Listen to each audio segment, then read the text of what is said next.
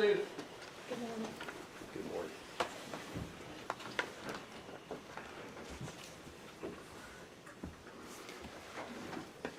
All right, good morning, everybody. All right, we are on. Defendants are present, represented by counsel. Hopefully everybody had a good weekend.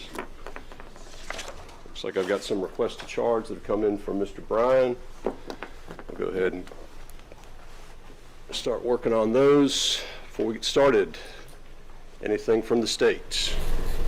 No, Your Honor, nothing from the state. From Travis McMichael. No, Your Honor. From Greg McMichael. No, Your Honor. From Mr. Bryan. No, Your Honor.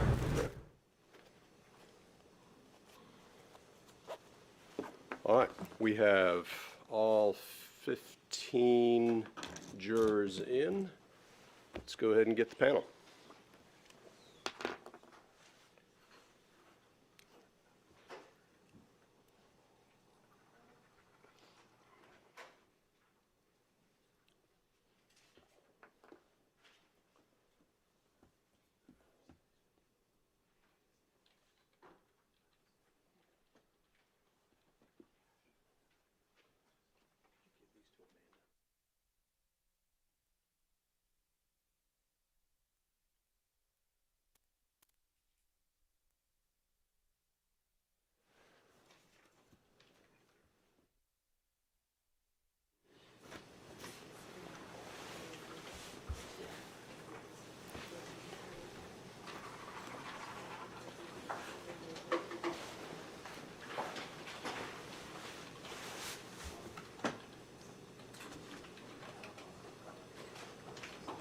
All rise for jury, please.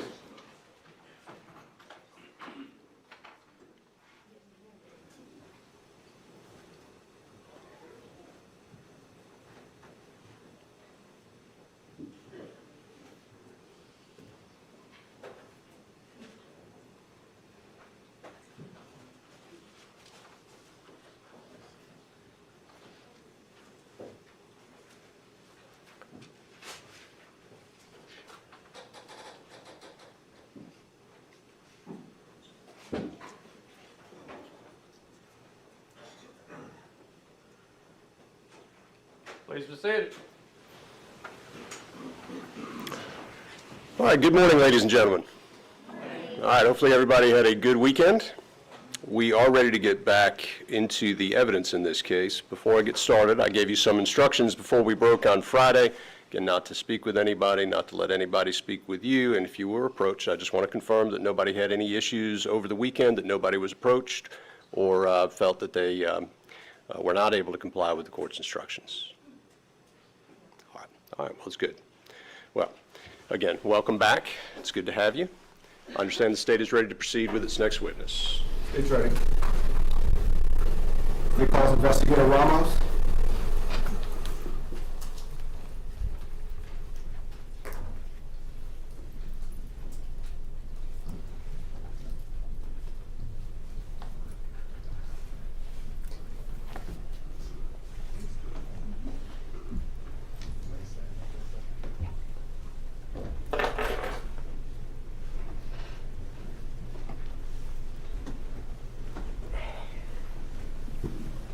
So I tell the truth, whole truth, and nothing but the truth. I do. Go ahead, have a seat. Good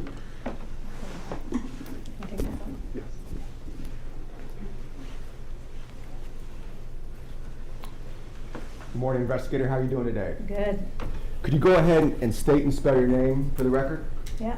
So I'm Sheila Ramos. It's spelled S-H-E-I-L-A. Last name Ramos, R-A-M-O-S.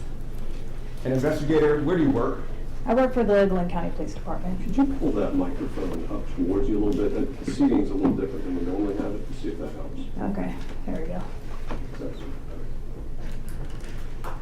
Go ahead and tell the jurors where you work.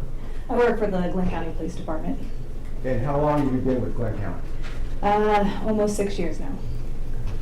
And what is your role within the Glenn County Police Department? So I'm currently assigned to the Criminal Investigations Division, CID, at the rank of sergeant. I oversee crime scene and evidence. And have you ever held any other sort of positions within Glenn County Police Department? Yes. And what were some of those positions? Went from patrol to investigator to sergeant. Have you ever worked for any other agency? I did. Okay, what other agencies? Worked for the St. Mary's Police Department. And how long were you with St. Mary's? About 7 years. 7 years. Now, you're a post-certified officer? I am. And throughout the course of your law enforcement career, have you always held your post-certification? I have.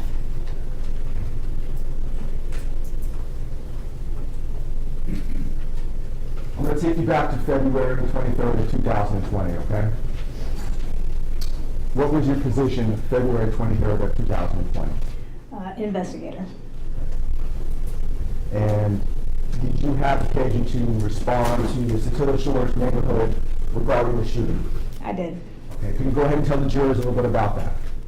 So I received a phone call by a supervisor on call that stated that there was a death investigation. There was an outside scene with a deceased black male, and the scene needed to be processed. I'm a certified crime scene technician, got certified in 2019, as well as a certified crime scene investigator through International Association of Identification, IAI. So I responded to the scene and was advised that I would be assisted by investigator Chris Lowther. Okay. All right, I want to talk a little bit about crime scene processing in general, okay? Could you give the jurors a little rundown on what's kind of going through your mind and what you're first doing when you get on the scene as a crime scene investigator? Okay. So the first thing I do is I document the time that I arrive on scene. So I arrived at 2:15 p.m. that day. The next thing is I look for is weather conditions so that I know what kind of environmental task I'm going to have to deal with, whether it's raining, foggy, or if there's dew. Unfortunately, this day it was about 68 degrees out, and it was clear and sunny. There was no rain. At that point, I make contact with the responsible officer or the supervisor on scene to just get their outlook, because at that point the scene's already secured and has a boundary line or a crime scene tape around. So they advise me what they see, and then from there, what I like to call examine. I go and I see where this evidence is at to see if I need to broaden our boundaries or if we need to make it smaller. At this point, the officers did a great job on setting that boundary where the evidence and crime scene boundaries were. So, and then at that point, it goes to photographs to sketch to then collecting and processing. Okay. So at the time you arrived on scene, the scene was quote unquote secure, right? Correct. Okay. And what was the first thing you did when you got on scene in Satilla Shores? So that day I spoke with Sergeant Leska, who just advised me that they had set a boundary around the scene and had somebody already starting a crime scene log. And so then at that point, I put on my Tyvek suit and started taking photographs of the area. Explain to the jurors what a Tyvek suit is. So a Tyvek suit is like a coverall with booties and a hood. And it's like almost like a really tough plastic. It bends with us so that it prevents any kind of tears, but it helps to eliminate that cross-contamination. And you said the first thing you did was you started to take pictures? Yes. Could you tell the jurors a little bit about the process of taking pictures for a crime scene? I'm assuming it's a little different than just normal picture taking, is that right? Well, yes. So when we take our pictures, we take them in 3 settings. And so we have our, what we call our overall, or like what I like to call the global view. It gets the area, the crime scene as, big as I can get it. And then you have your mid-ranges, which show the evidence in conjunction to what we like to have like a fixed object. And if we're able to have that, then you know the conjunction of that fixed object to the evidence. And then you have your close-ups, which are going to be what we call fill the frame, and we want that evidence to fill all that frame, and then you do it with or without a scale. Okay. Can you tell the jurors generally what you photographed that day, and then we'll go into some of the specifics after you're done with that. So what I photographed was, once I got done with my overalls, were the shotgun shells, the body as well as the injuries, and any blood stains that were on the asphalt.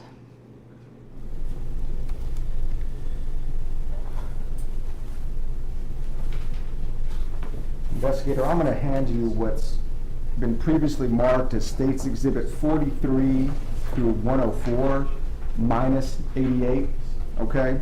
And for the record, these have previously been shown to defense counsel. I'm sorry, I didn't hear the first number. 43 through 104 Okay. minus 88. Minus 88. And can you tell me if you recognize, permission to approach, Your Honor.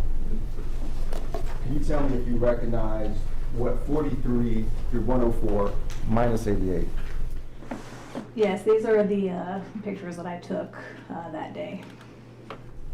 Now, those aren't all the pictures you took that day, correct? That's correct. Okay, but they're just a select few from that day? That's correct. Okay. And are those, you've had a chance to look at those before court? I did. Okay. Are those a true and accurate representation of the photographs you took that day? Yes. Your Honor, at this time, State moves to tender State's Exhibit 43 through 104 into evidence minus Exhibit number 88. No objection, Your Honor. No objection, Your Honor. No objection, Your Honor. They're admitted. Take those back from you. I'm going to put these on this document camera, and if any of the jurors have any trouble seeing, just let me know, okay?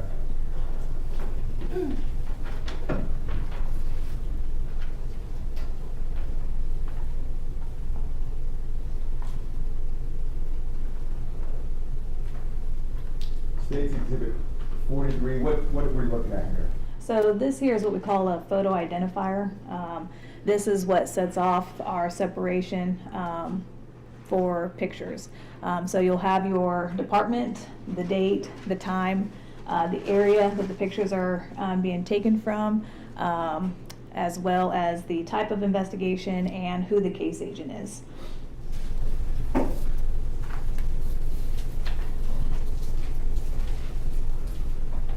All right, I'm going to put on State's Exhibit 44.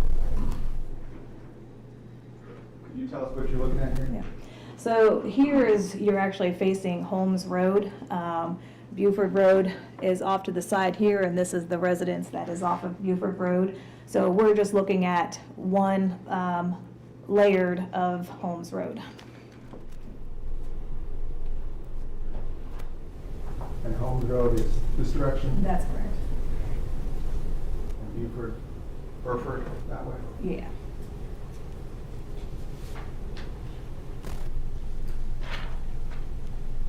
State's Exhibit 45. So this is an overlap again of Holmes Road. This is standing outside on Satilla Drive and taking a picture of Holmes Road and the scene. And what I'm pointing at here on the document camera. So this is where the shotgun shells, the wine cap were collected from, and then of course you have Ahmaud there underneath the sheet. Do you happen to remember what the address was for this house right here? Yeah, it's 301 Buford Road. Okay. And is that in Glenn County? That is. And what are we looking at right here without pointing to? That is a white truck.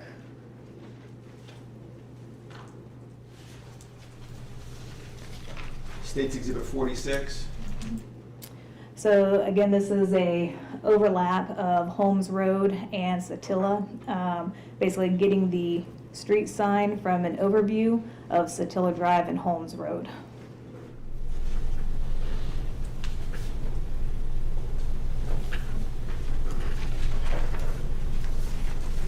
State's 47. And so this is looking on, because most street signs are kind of, one diagonal on top of each other. And so getting Holmes Road into the picture as an overall. So are you, when you're taking different angles, pictures of different angles, do you sort of stand there and try to take as many angles as you can, or what's the process? Yeah.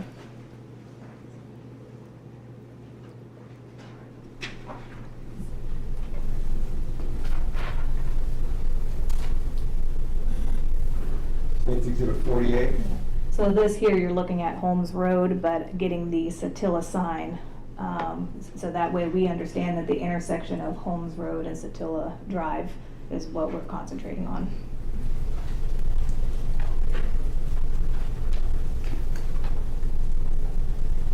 State 649. Yeah, and again, it's just a, this is what we call our mid-range, just more of a close-up of the street sign so that we know the location of the incident.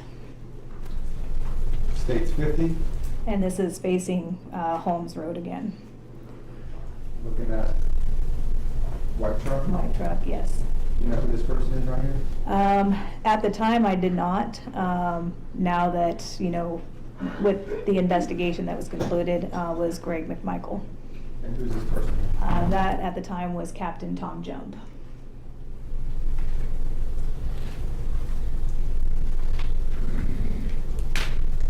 State's 51. Yeah, this is, again, walking into the scene, and so this is our mid-range. So this is Holmes Road coming into the scene. State's 52. And this is, again, just a mid-range of 301 Buford Road, the residence.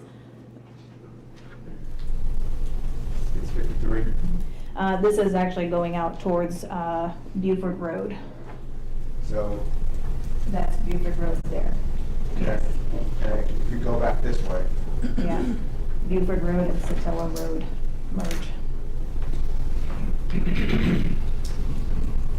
Your Honor, just to interject, just to correct the record, the road is Burford, B-U-R-F-O-R-D, just to make sure we're all on the same page.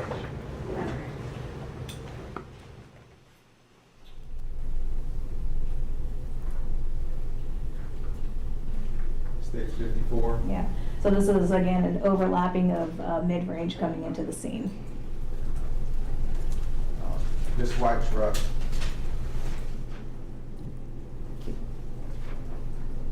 State's 55. Again, this is a mid-range of the center of Holmes Road from Satilla.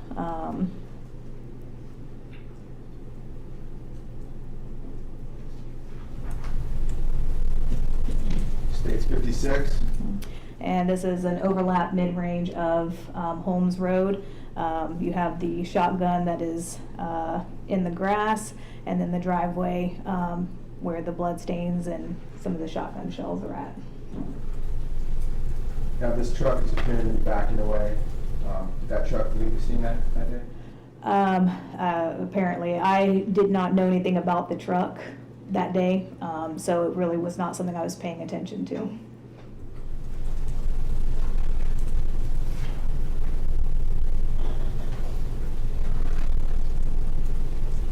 State's 57. Yeah. Again, just another overlap of a mid-range coming into the driveway where the shotgun shells and blood are at. So those sort of give you an overview of when you walked on the scene around you as it rotates across the crime As they're scene. coming in, yep.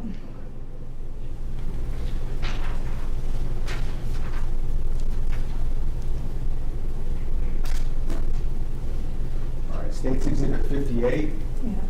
So this is the mid-range of the body of Ahmaud.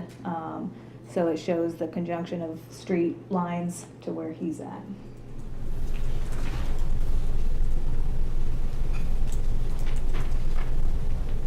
Okay.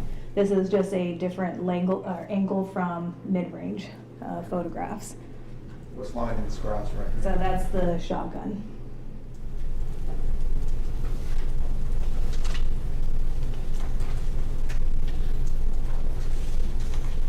State 60.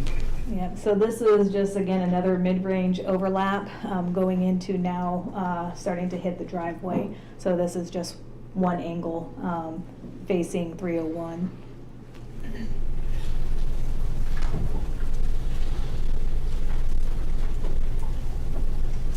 State 61. Yeah, this is again mid-range of the driveway where the blood and shotgun shells are at.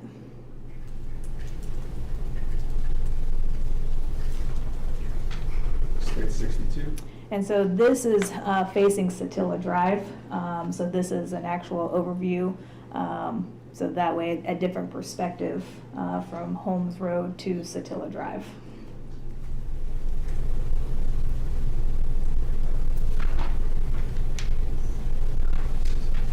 State 63. So this is a mid-range of the shotgun shells and the blood stain on the asphalt. What I'm putting my pencil on right there. What are Yeah, we that's looking at the right now? shotgun shell. And these red spots? Those are blood.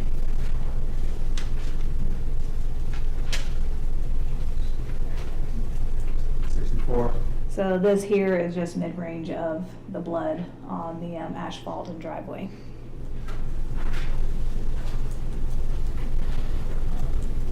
State 65. So it's the same overlap, the blood in the driveway.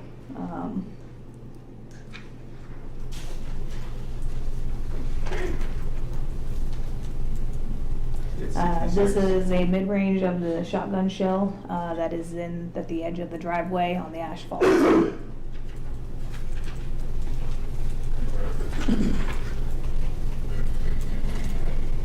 State 67. Yeah, this is the shotgun shell that's in the driveway and the blood.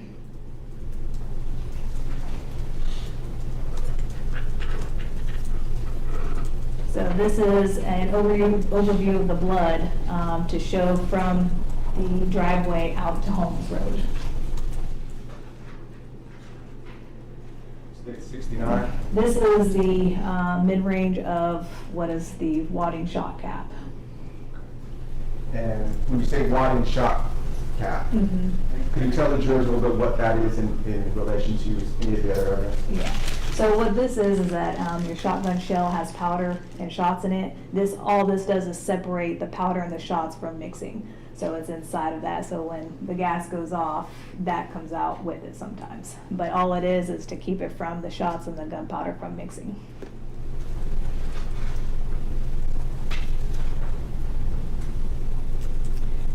State 70. This is mid-range of the shotgun shell and the pool of blood. State 71. So these are close-ups of Ahmaud before we take the sheet off.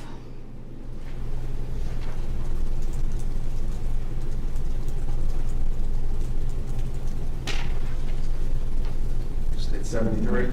This is a mid-range of the shotgun in the grass. State 74. And this is your close-up of the shotgun.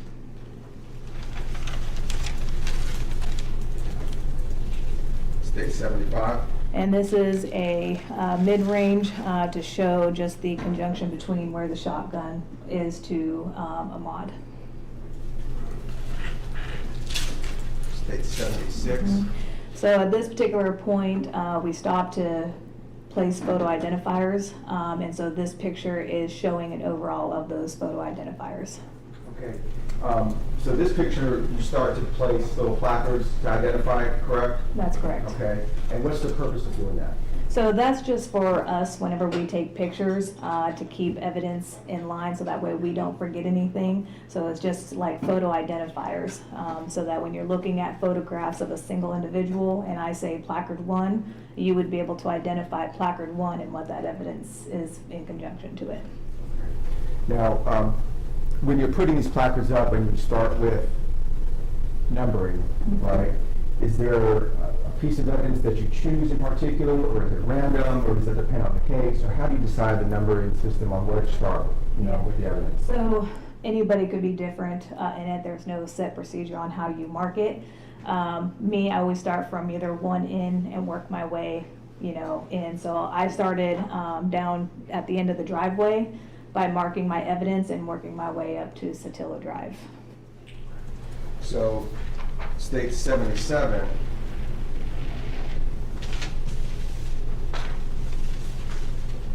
One second.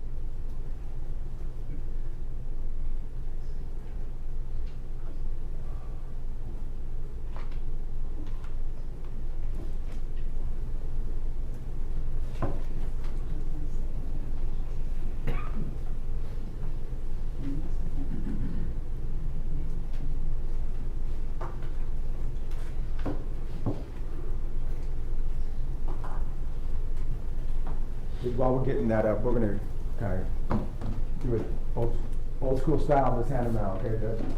If you don't mind, I'm gonna pass the photographs along, or I'll walk it across, whatever you prefer, okay? Is this number 77? This is number 77. Yeah. Why don't we could just walk it across. We'll handle it that way.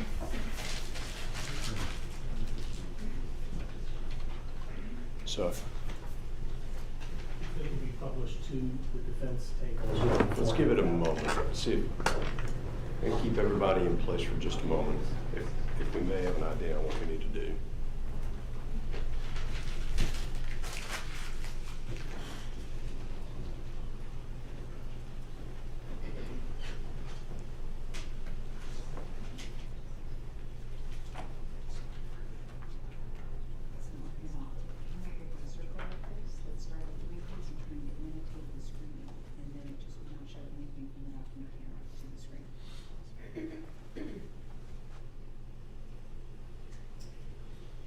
Ladies and gentlemen, the joy of technology is that it seems really cool and fancy, but sometimes it may be better to just work with paper.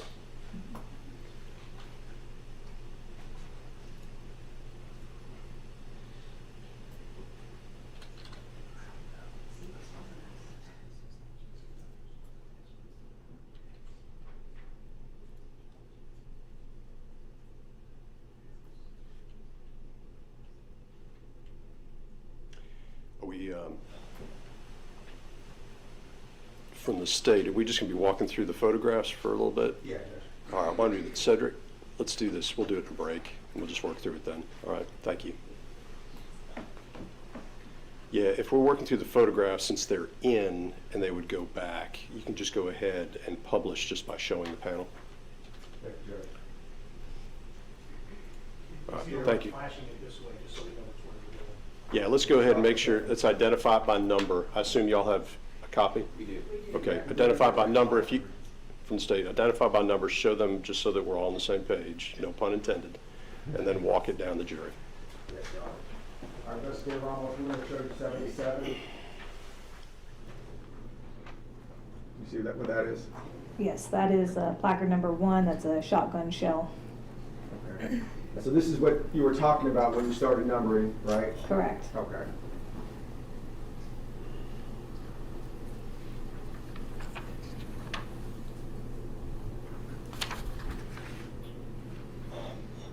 State's Exhibit 78. What are we looking at? So that is placard number 2, another shotgun shell.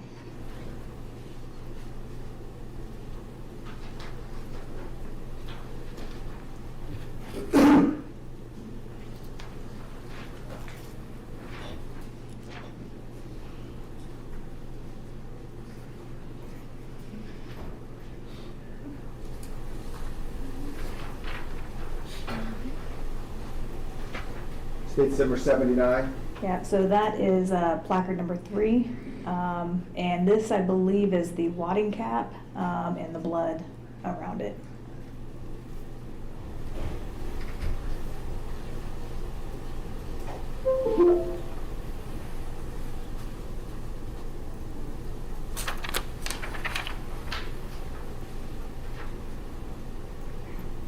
State's number 80.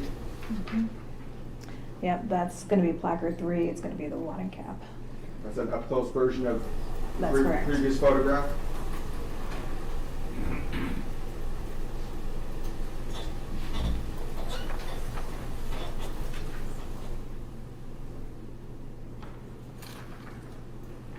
We're going to turn back to the mono board for State's Exhibit number 81.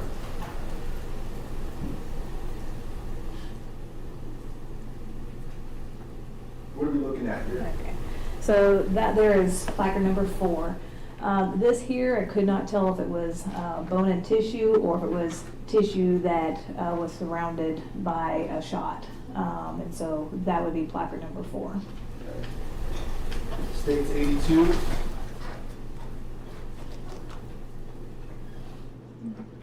This is just a close-up of that piece of evidence, either the tissue or the tissue surrounded by the shot. And when you were putting numbers on the shotgun shells and that sort of thing, did that in any way indicate the order of the shots, or was that just strictly for documenting purposes? No, the placards that get placed down are just nothing for documentation purposes. States 83. So this, there we go. This is a placard number 5, which is the 12 gauge shotgun. Okay. All right, we're going to turn from that to pictures of the body. States exhibit number 84.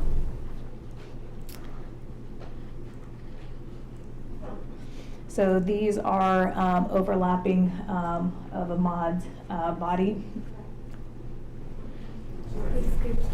Let me get out of your way. So when you're taking pictures of a body on scene, do you do it the same way you do the scene itself, overall, close-up, medium range, and different angles, that sort of thing? That's correct. Okay. All right. States 85.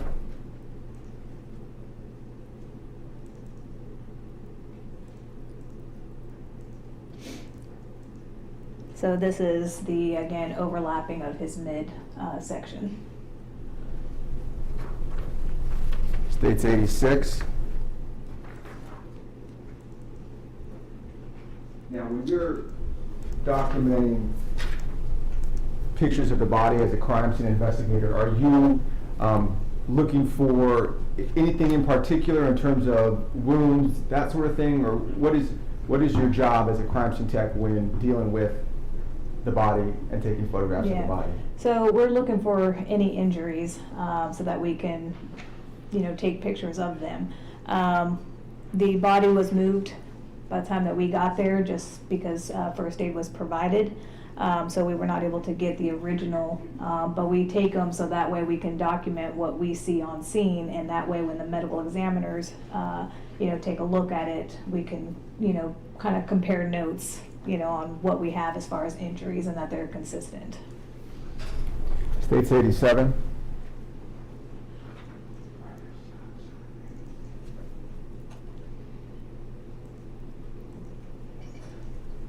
So this is your mid-range, your close-up of Ahmaud's whole body before we start manipulating his shirt and everything.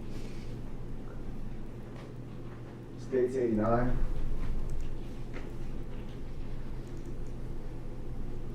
So this is the,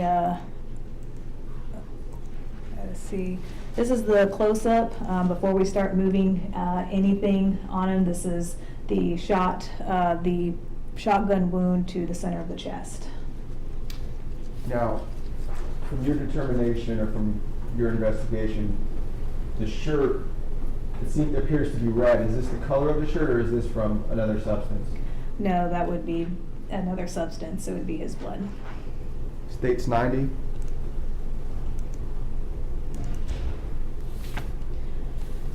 So this is me getting the mid-range of the injury that is underneath his kind of armpit and shoulder. So this right here is what I'm starting to look at. I don't know if you guys can see that or not. States 91, that might bring us closer in. Yeah.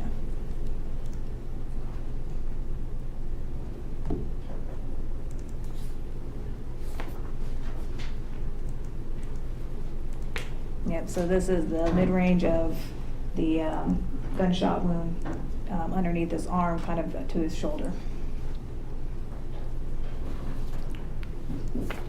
States 93.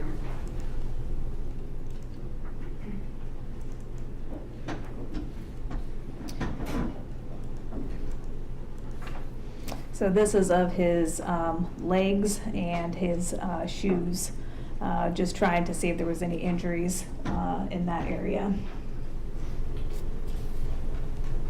States 95.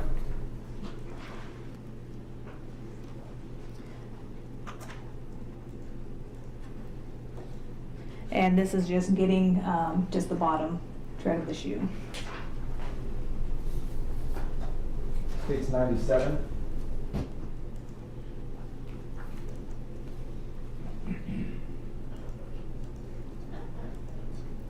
So this is what appears to be a gunshot wound to his wrist.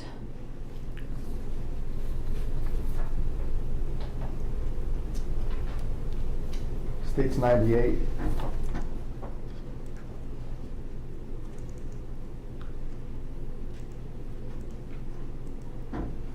So this is the close-up of the wound that, or the gunshot wound that's to the center of his chest. States 99.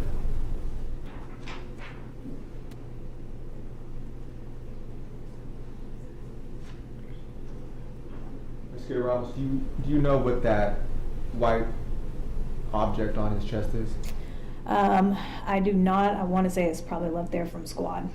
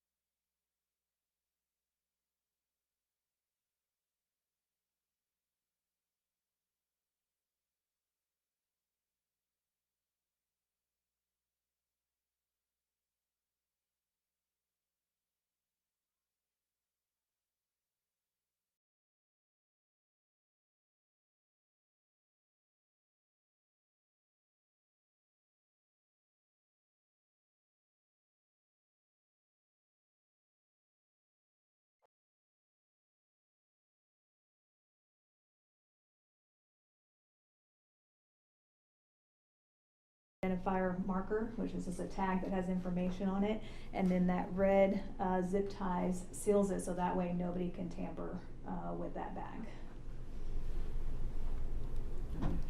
Yeah, sure, down. At the time you took that picture, was there any sort of identification on the body? There was not. Okay. Is there anything in his pockets or anything like that that could help identify? There was not.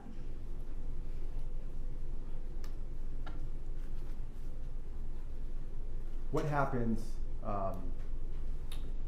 to all the clothing and that sort of thing once it leaves the scene? So everything gets put into the bag with him, and it goes to the medical examiner's office, and then they examine everything that's on him, his clothing, to make sure that what our statements and the coroner's statements and they're all, come together to cooperate, all the findings and facts.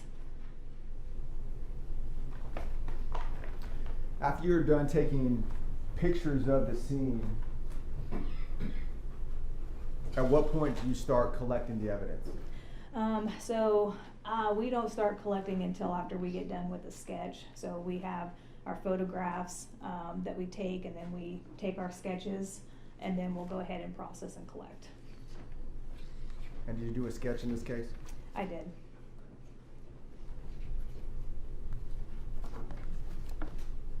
I'm going to show you what's marked as State's Exhibit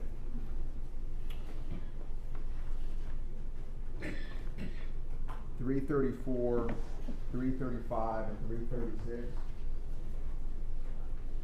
I previously shown this to the defense. Can you take a look at these and tell me if you recognize what these are?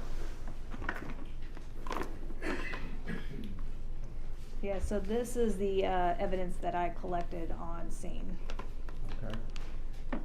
And let's start with the first number. So this one, Go ahead and read the exhibit number out if you see it on there. It might be on the back side of that one. The State's oh, exhibit. there we are. So exhibit number 334 is a shotgun shell. It's a 12 gauge shotgun shell.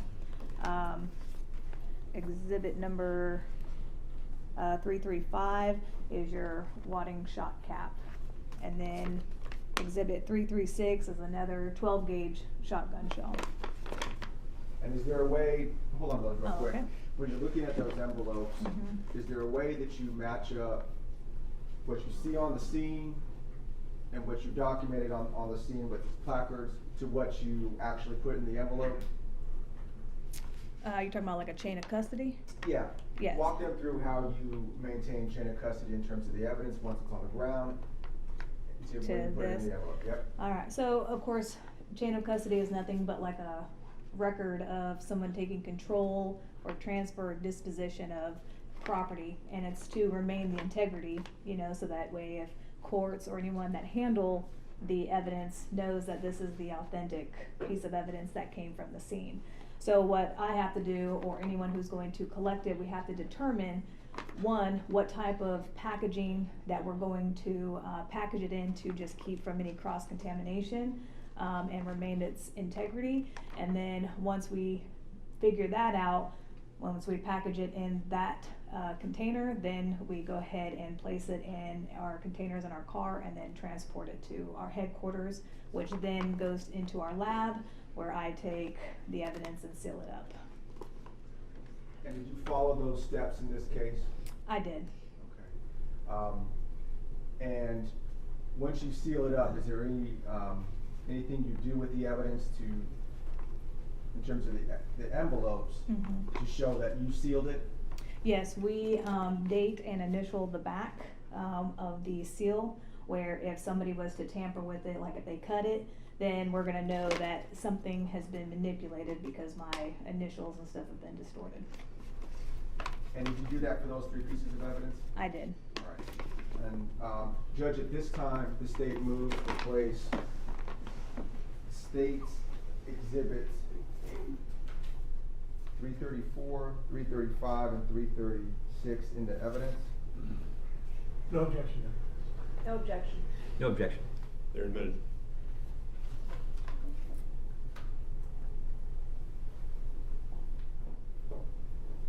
Is there, Investigator Ramos, is there any other piece of evidence that you collected on scene physically? The 12 gauge shotgun. Okay. And Your Honor, this, we're going to present to the investigator shotgun. It's been made safe by the sheriff, so it's not able to be fired. Permission to approach. Good. Investigator, I'm going to show you what's been marked as State's Exhibit 332. Can you go ahead and take a look at that?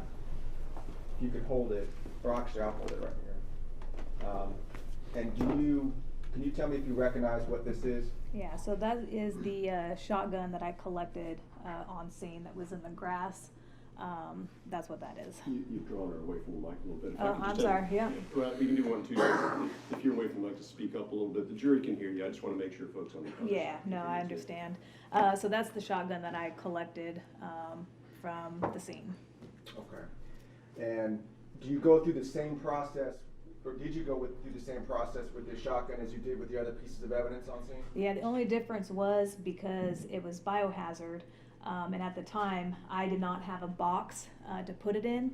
We took our paper bags, the large ones, and we put it in there and taped it and sealed it until we got it to headquarters, where then I was able to transfer it to a box. And the process of sealing it up and that sort of thing, was that the same thing that you did in this case? Yes. Okay. And in addition to the shotgun, was there anything inside the shotgun or outside of the shotgun that you placed into that evidence box at that time? Yeah, so when we had to go and clear the shotgun, once we were ready to collect it, Investigator Chris Lowther cleared it, and there were 4 unfired shotgun shells and then 1 fired in the chamber. And you placed those into the evidence box and sealed it? That's correct.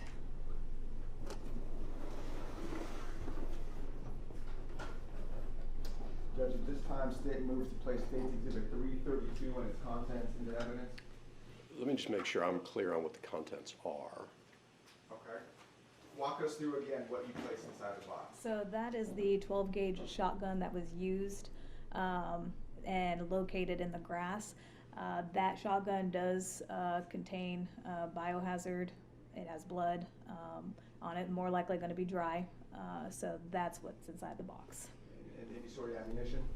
There will be 4 unfired and 1 fired. In the box. In the box. Okay. No objection. No objection, Your Honor. No objection. It's admitted. We're not at this point going to take the shotgun out. So the seals are still in the box? The box has been unsealed at a prior time, but everything is inside the box at this point.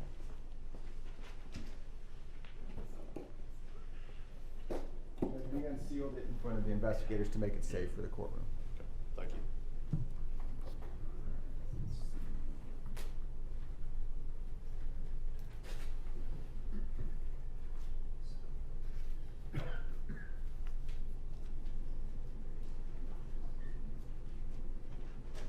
We talked a little bit about, at the time of the time you went out there, the body was unidentified, is that correct? That's correct. Okay. What are some of the next steps that you go through in order to identify a body? So what we'll do is we'll obtain fingerprints from them. So at that time, myself and Investigator Chris Lowther obtained Ahmaud's prints, which at that point is basically just an ink pad that we press the fingertips into, and then we press it onto a fingerprint card. And then I turn that fingerprint card over to Investigator Lowther to process. And were you able to identify who this person was? Yes, And who was that person? Ahmaud Do you know his last name? Arbery.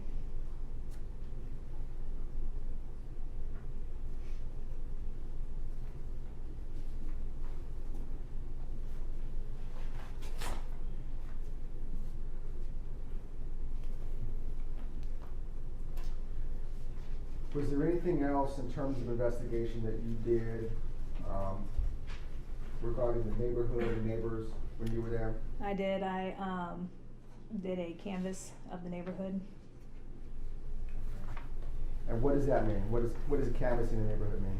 So all we're doing is trying to locate or identify witnesses, as well as, surveillance video of the neighborhood. And do you remember some of the questions that you would be asking the neighbors at the time you went out there? Yeah, so we were instructed to, gather surveillance video. So that's one question that we're, asking. And if they saw or heard anything, is the follow-up questions to those. Were you able to gather any sort of surveillance at that time when you were there? I was not. And were you able to speak to some folks? Yes. What happened, what y'all do if the neighbors or any witnesses from the houses weren't there when you went to their homes? So if we didn't make any contact with them or they weren't home, we would just leave a business card with the case number and a good contact, alternate contact number. If you were to get any sort of callbacks or follow up with the neighbors, would that be you or would that be a different investigator that would do that? Possibly would be another investigator. Were you the lead on this crime? I was not.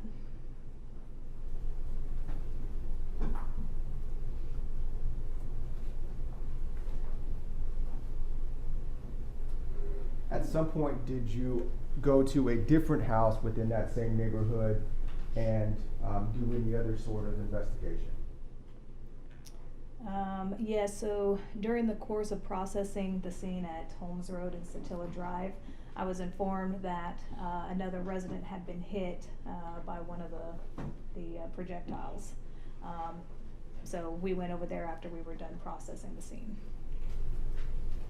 I'm going to show you what's been marked as State's Exhibit 105 through 114. And they've previously been shown to the defense.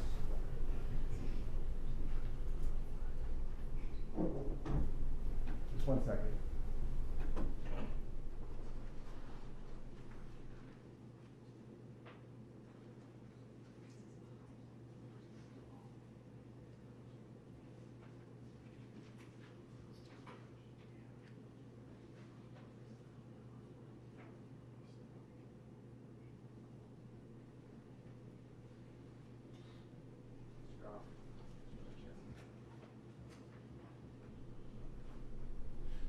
Can you take a look at them and tell me if you recognize what they are?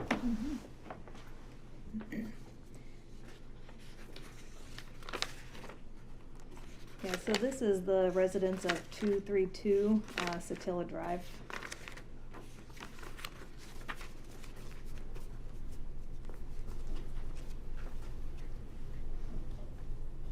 And tell us again why you went out to this house. Because a projectile had entered into their home. Now, these are true and accurate representation of the photographs you took of that home? They are. And do you remember what the address was? 232 Satilla Drive. And do you know who the owner of that house was? Mr. Randall Parr. Judge, at this time, State moves to place State's Exhibit 105 through 114 into evidence. No objection, Your Honor. Subject to the court's prior rulings. No objection, subject to the court's prior ruling. They're admitted. We'll start with State's Exhibit 105.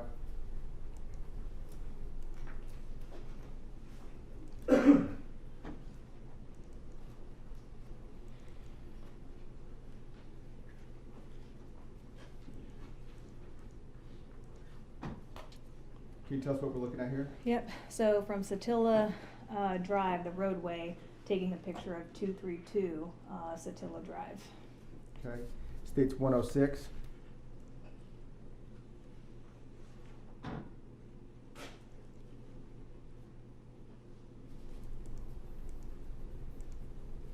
So this here is facing Holmes Road and Satilla Drive.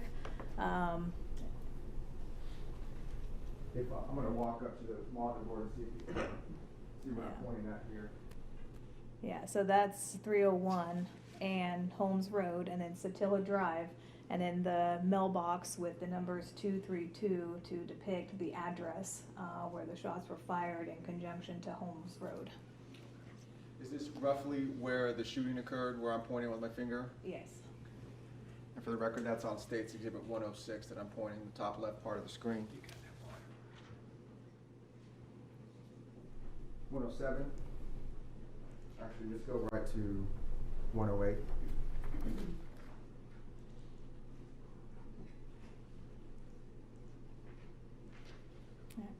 So what we're looking at, because there are bushes, as you can see to the left of the screen, trying to get the picture of the window that was hit from a projectile.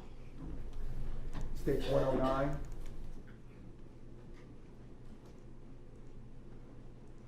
So this is a mid-range of the bullet hole in the window.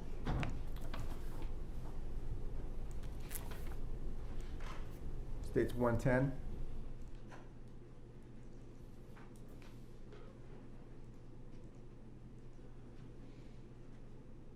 Another mid-range of the bullet hole. State's 112.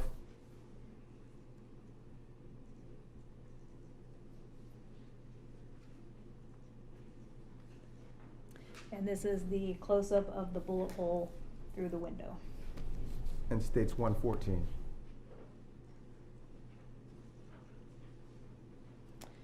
Because the projectile did enter through the window, it stopped at the wall in the living room.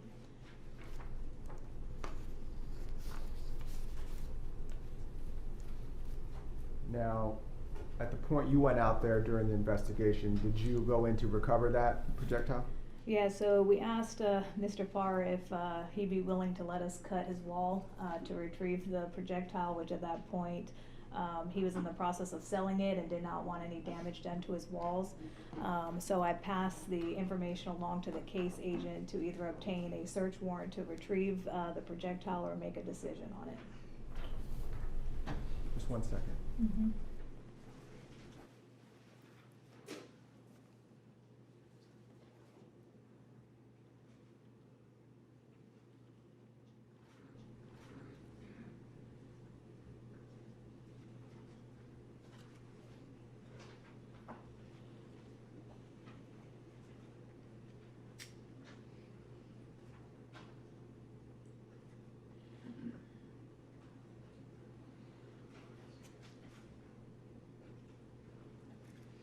All right, when you were packaging up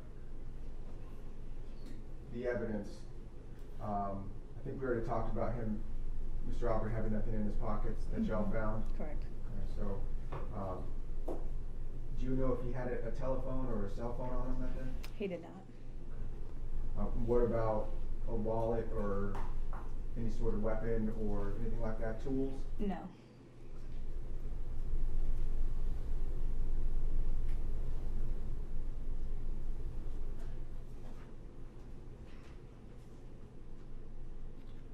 All right, Judge, at this time, no further questions subject to redirect.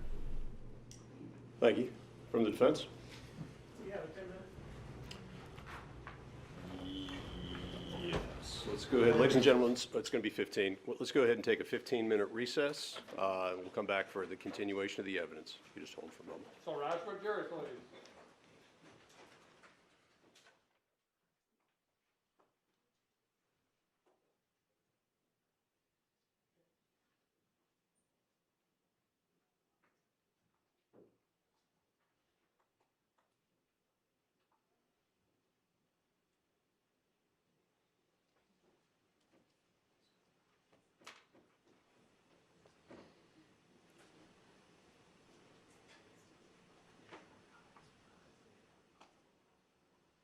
Okay, you want to be seated?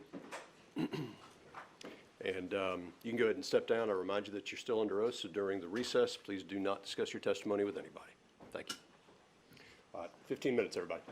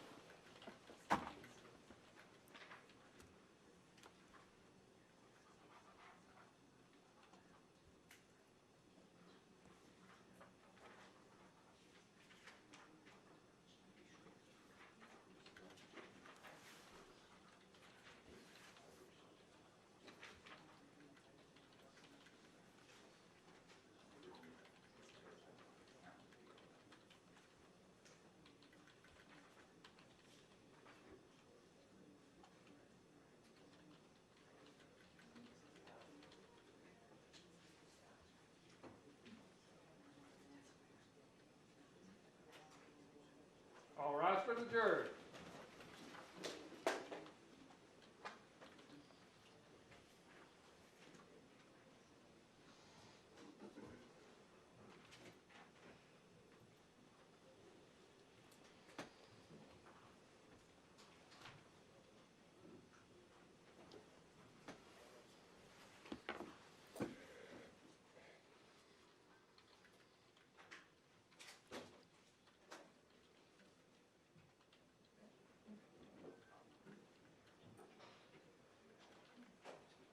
Please be seated.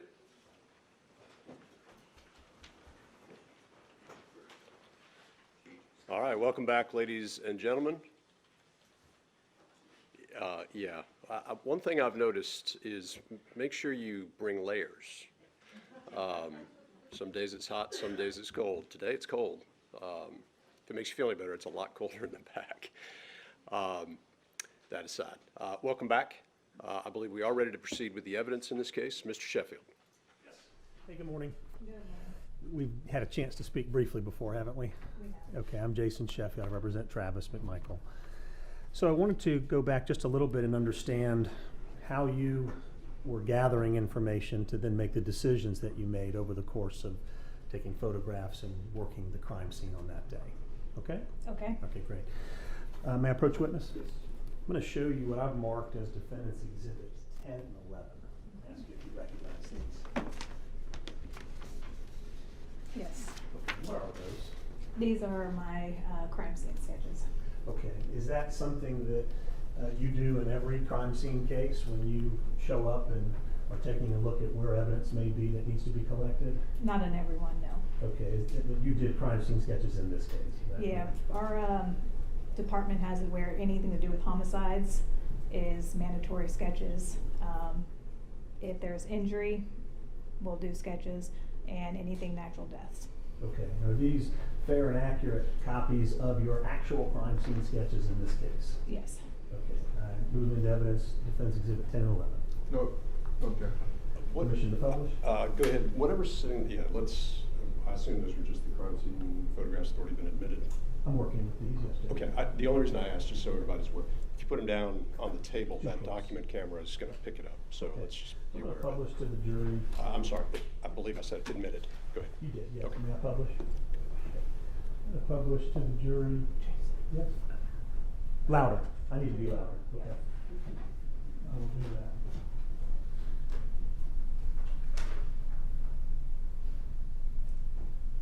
Okay. I'm showing defendant's exhibit 10. This is one of the crime scene sketches that we were just talking about. Is that correct? That's correct. And very basically, it shows the deceased body in the roadway, That's correct. as well as the streets of Satilla and Holmes, right? That's correct. And then you've got a number of things numbered that you've collected, shotgun shells. Hold on a second. You got to make it a little bit bigger. They can't see it. It's hard to see it. There's a zoom button on there. Yeah. To the right? I see it. The jury's telling you the button's on the bottom left. I see the zoom button right here, but I've gone too far. And what was in the way of this thing? You are. Okay. And I'm in the way. All right. So just very, very briefly, I'll move out of the way. What we're talking about here is essentially just the drawing that you've done. right? That's correct. Okay, and you do this to get an idea of and to create a memory of where everything is located. That's correct. In addition to marking where things are located, you also identify these things by numbers. That's correct. Okay, and you also do some measurements. That's correct. Okay, and so if we move to this side, here we can see what you listed out of the objects that you may have collected, right? Correct. Okay, and we've just admitted some of those into evidence. Correct. Okay, very good. Now I'm going to show Defense Exhibit 11. It's a little zoomed in. There's 11. And you've mentioned a pole. What is that pole you're talking about? So in the pictures where I'm facing Satilla Drive, you'll see a pole. That's what I'm referring to. And the pole was located on somebody's property? That's correct. And then you're measuring distances from that pole to the various objects? Correct. Okay, just to get an idea of where everything is in relation to each other. Correct. Fair, okay. And then I move this up a little bit. You see down here at the bottom, there are other distances that you've written down here with these types of numbers, right arm, left arm, those types of things. Correct. Just to understand the body's position in the roadway. So the measurements are based off of a triangulation measurement. Okay? So what we do is we take a foot. So your left foot would go from, let's say, the pole, and you'd measure that, and then you take another object and you measure that left foot to that to get your exact point. Got it. You're just trying to be precise about where everything is. That's correct. It's to make sure that there's a complete record of what you're observing on that day, in addition to photographs. Correct. Okay, very good. Thank you. When you first got out there on the scene that day, did anyone make you aware that there was a video that captured some of the interaction between Mr. Arbery and Travis McMichael? They did not. So you did not have the benefit of that video to try to figure out what had happened before your arrival? I did not. Okay. Did you speak with other officers about what the path of travel was in terms of where Mr. Arbery may have run that day? I did not. Okay, so you were not aware when you were out there that he was running from 220 Satilla Drive and up Satilla Road? I was not. Okay. To be sure, you were not aware that he ran up Burford Road for... Objection to facts not in evidence. I'm asking if he was aware of it. There's no... If we're still working through the facts in the case, so. That's fine, yeah. Well, but we got the opening, so, yeah, where are we going? I think that what we're doing here, Your Honor, is we're making sure that she is or is not aware of certain facts. She can testify that she was or wasn't aware of those things. I'm not testifying, I'm asking her. Just whether she was, Yeah. what she was familiar with at the time she was arriving on scene. Correct. Okay. Yeah. Did you have any information that Mr. Arbery ran up Burford Road? No. Okay. Or that he ran further, what I'll characterize as up Holmes towards Zellwood? No. Okay. So then if I have a map here of the neighborhood. Have you seen a map like this before? I have. Does this look familiar like a map of Satilla Shores neighborhood? Yes. Okay. I think I'll just show it to the state. Just to help demonstrate your testimony, I want to make sure that we're on the same page. And I'll try to hold it so everybody can kind of see it here. So if I put it up here, is that okay, Your Honor? All right. So you recognize this intersection right here as Holmes Road, correct? Correct. Okay.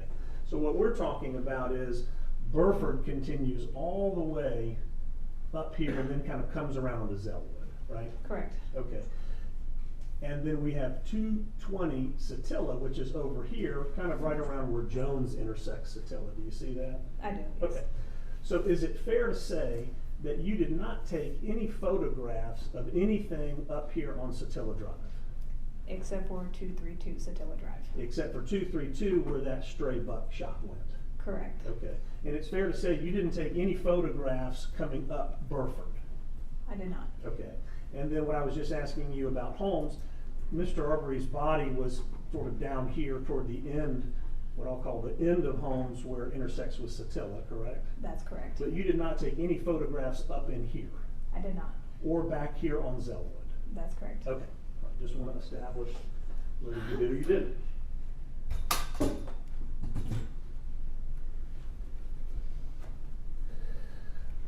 You were asked about whether or not Mr. Arbery had anything in his pockets. You recall that? I do. Okay. And what you're saying is when the clothes were collected, that nothing was contained in the pockets at that time. Correct. Okay, but we've just talked about an extensive amount of roadway, Satilla Drive from 220 Satilla, up through Burford, and then up and down Holmes Road, correct? Correct. Okay. Did you or any officer canvass Satilla Drive in any way to determine whether or not there was anything that could have belonged to Mr. Arbery? Not that I was directed to do so. Not that you were directed to do so, okay? So Correct. you did not canvass Satilla in any way to look for any belongings of Mr. Arbery's? Correct. Similarly, you did not canvass Burford Road to look for any belongings of Mr. Arbery that could have been Correct. attributed to Mr. Arbery? Correct. Or similarly, up Holmes Road? Correct. Okay.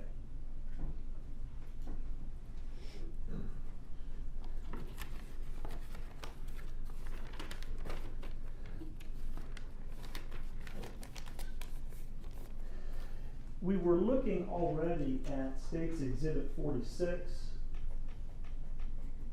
And in State's Exhibit 46, I think you've identified this as the corner of where Holmes Road comes and meets here with Satilla Drive. Is that correct? That's correct. Okay, so essentially the house that we see in this Exhibit 46 is the house right here on the corner. That would be 235.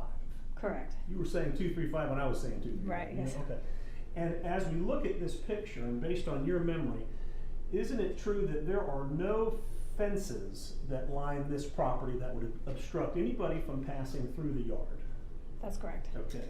Do you recall looking at 301 on this side of the yard and also seeing that there were no fences that were obstructing any part of the yard? Yes. Did you go further back up Holmes to determine whether or not there were any fences in these yards that would obstruct anybody from crossing through? No. Okay, there are none, is that correct? I'm not sure. Oh, very good.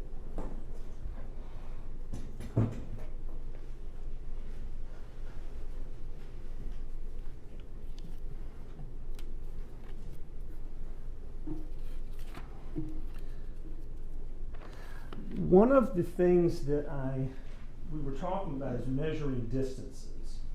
And so one of the questions that I have for you is the distance here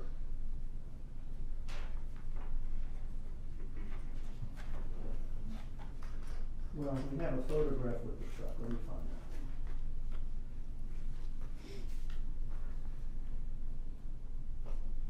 Here's our truck. Let me see if I can get a better master shot of that. There we go.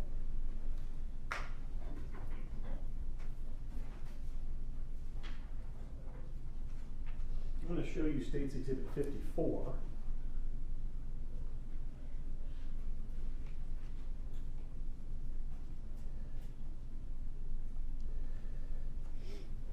Were you aware that there was a confrontation between Mr. Arbery and Mr.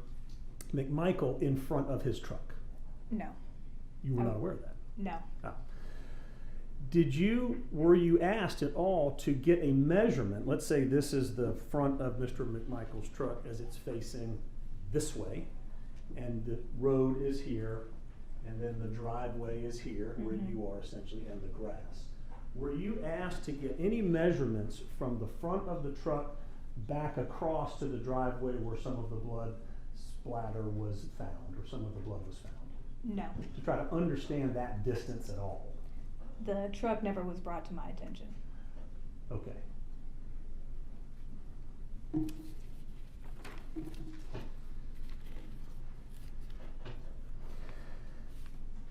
The clothing that you collected from, and you collected the clothing, is that correct? The clothing from who? From Mr. Arbery? No. You did not. That was done later back at the crime lab. Correct. Okay. But you photographed Mr. Arbery's body, and there, I think, in that photograph, we see some cargo shorts. Is that correct? That's correct. A long belt. Correct. A bandana around his neck. Correct. No socks. Correct. Just sneakers. Correct. Okay.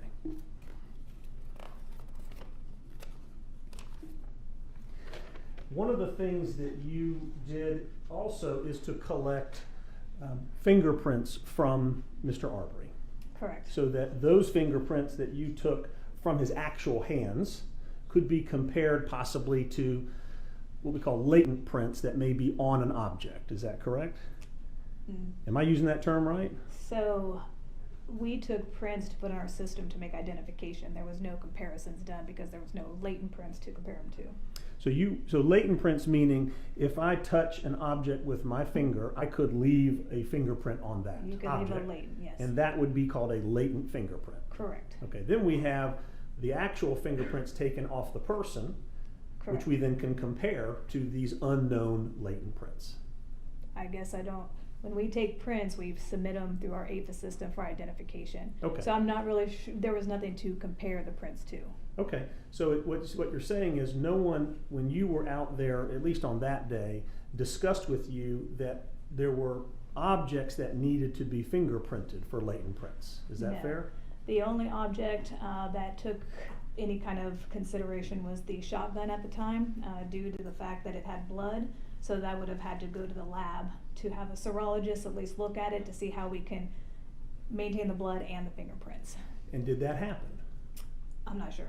Okay, but a shotgun is something that you can get fingerprints off of, correct? Correct. The metal part of the gun, you could lift fingerprints off of that. Correct. The wooden parts of the gun, the handle, the stock, all those things, you could lift fingerprints off those if you were to try to do it. Yes, correct. Okay, but you were not part of any team that went to inspect or try to lift off latent prints from the shotgun. No. Okay, what about Mr. Bryan's truck? Were you informed on that day that there might be latent fingerprints on Mr. Bryan's truck? No. Okay, so you have nothing to do with that if that was done later. So I obtained prints from Lieutenant Brandon Gregory. It was a palm print. Okay. That he said he obtained from a truck. Okay, What truck, I'm not sure, What truck? but those are what I obtained from whoever processed the truck. all right, so later in this process of this case, you were given a latent palm print to then put into evidence or deliver to be analyzed. Is Correct. that correct? Okay, all right, very good.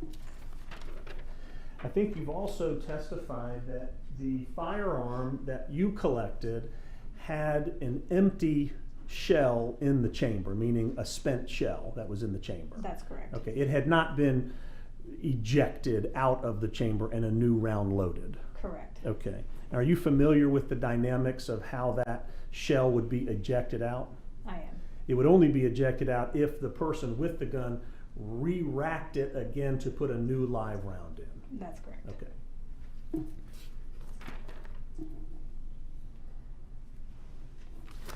One of the things that you did, though, and we heard a little bit about it, is that you did a neighborhood canvass. That's correct. And the neighborhood canvass that you did was and did involve 3 streets in the neighborhood. Correct. You recall it involved Burford.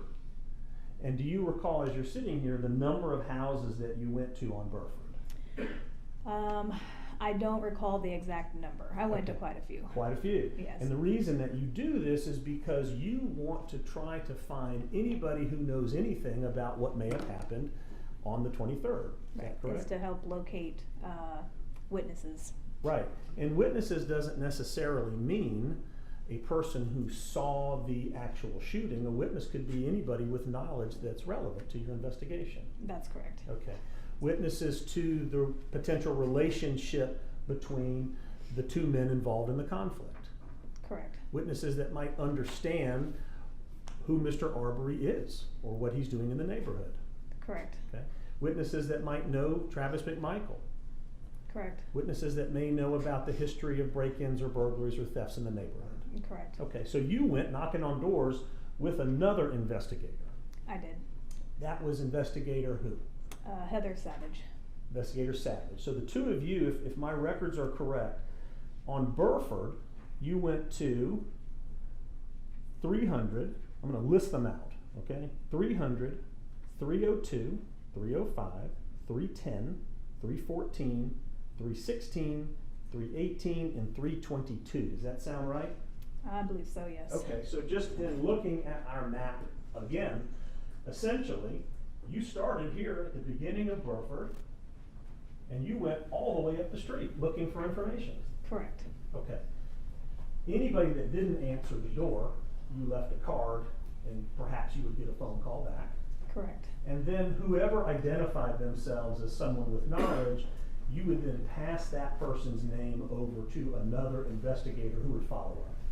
We would, Investigator Lowry, who's the case agent, would have.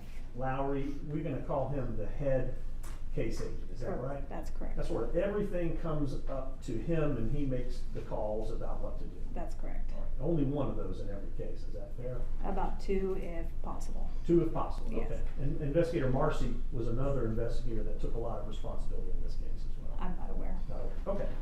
Now, you also went up Holmes, the street where the shooting took place, and you went to 404, 405, 416, 418, and 419, is that right? That's correct. So if we're looking at Holmes here, this is our street here on Holmes, Mm-hmm. you went pretty much all the way up and down Holmes looking for information. Correct. Okay. And then lastly, you also were looking at residents on Satilla, and this would carry from 221, 235, 239, and then 225 through 229. So essentially, again, you're coming in this area here looking for anybody that knows anything. Correct. Okay, very good. Now, by the time that you arrived on the scene, Travis McMichael was not there any longer, right? Not that I'll say no, but I wasn't paying attention to who was involved. Okay. So You were not asked to photograph him on the scene, No, or to talk with him on the scene, no, or to take fingerprints from him on the scene. no. Okay. And then I think later that day, you actually saw him back at headquarters. Who? Travis McMichael. Yes. Yeah, you had a very brief interaction with him there at and I believe you noticed that he was in a distraught state. Yes. And I think you even asked him, "Are you okay?" And he said no. Yes. Okay.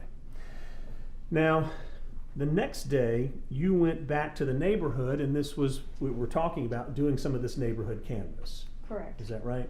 And as you were walking through the neighborhood and coming up Satilla, you came across Mr. McMichael, Travis McMichael. Correct.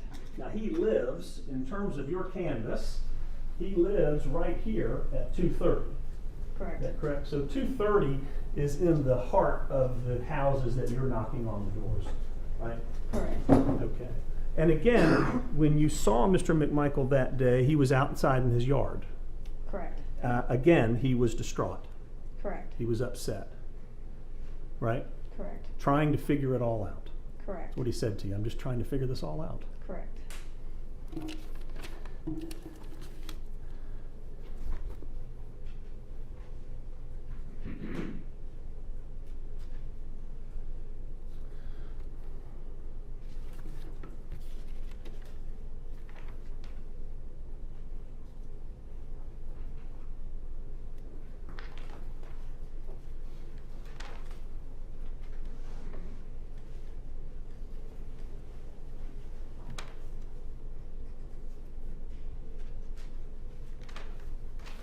Give me 1 second, please.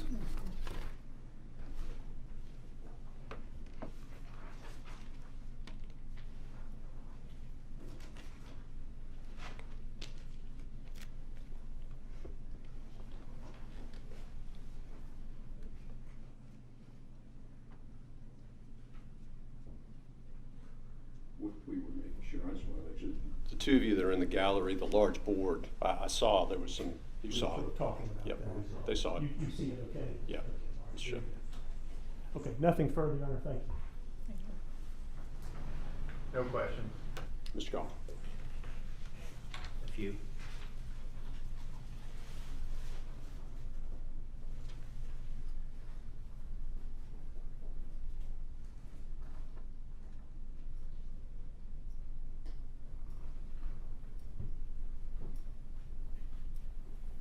Good morning, ma'am. Good morning. My name's Kevin Goff. I represent Mr. Bryan, and I just have a few more questions for you, if that's okay. I think you indicated you did a canvass of the neighborhood, Correct.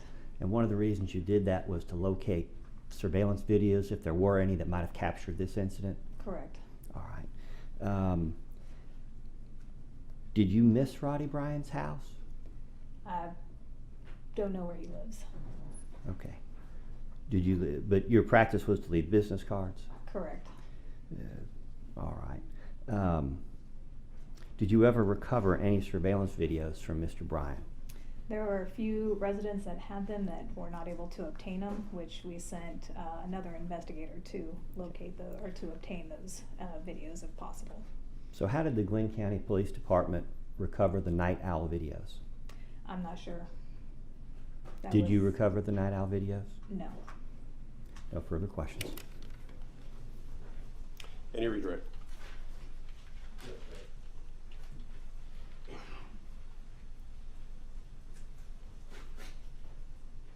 Investigator Ramos, when you were out on scene, we saw in one of those pictures a truck driving away. Correct. Okay. Were you aware that there was a second truck on scene earlier that day? No. About how long after the incident did you arrive on scene, do you know, roughly? Maybe about an hour. I'm not sure what time the call came out. I arrived around 2:15. I want to say I estimate about an hour. So if those trucks contained any sort of evidence, inside or outside, you didn't have a chance to document or collect any of that on scene that day? Objection, Your Honor, that's leading. Did you have an opportunity? That's sustained. Just rephrase it, please. Did you have an opportunity to collect any evidence or photograph anything from the trucks that day? No.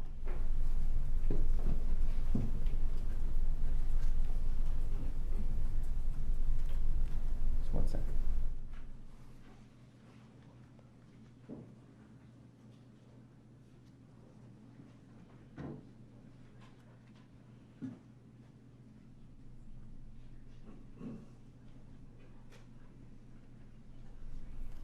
Investigator Ramos, when you sent that box, or when you put the information or evidence collected from the shotgun and the ballistics, the 4 unfired and the 1 fired shot, you put that into the box and sealed it up, correct? Correct. Okay. And Judge, for the record, when we had said what was inside of the box, it was test fires and the shotgun. Ballistics were done later on, and those will be tendered later. The 4 unfired and the 1 fired will be tendered later to another witness. I object to testifying right now. Yeah, let's, off the record. Oh, I'm sorry, we can go ahead and address that. You put those inside the box and sent them off, correct? Correct. Correct. Can I clarify Sure. something? So when we packaged it, it got turned over to the GBI. So I can't say that I sent them off. I don't know what happened after the custody was turned over to the GBI. Okay.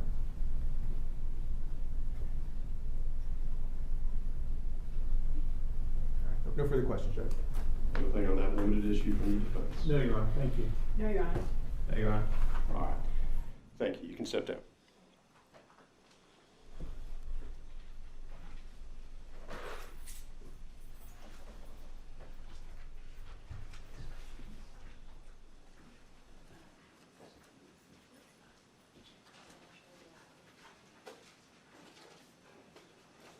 Judge, we're going to reserve the right to recall her. She knows that. You just let all the Okay. witnesses know that. Yeah, let's, so you are subject to recall, Correct. and you are free to go today. Thank you. Thank you. Stay ready with this next witness. Yes, Your Honor. At this time, the state calls Ricky Minshew. Ricky Minshew.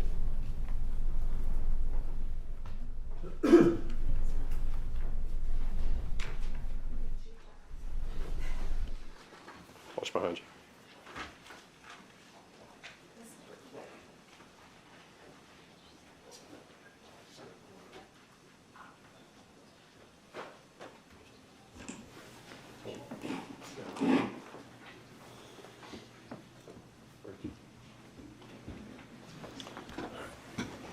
If you raise your right hand, swear to tell the truth, whole truth, and nothing but the truth. I do.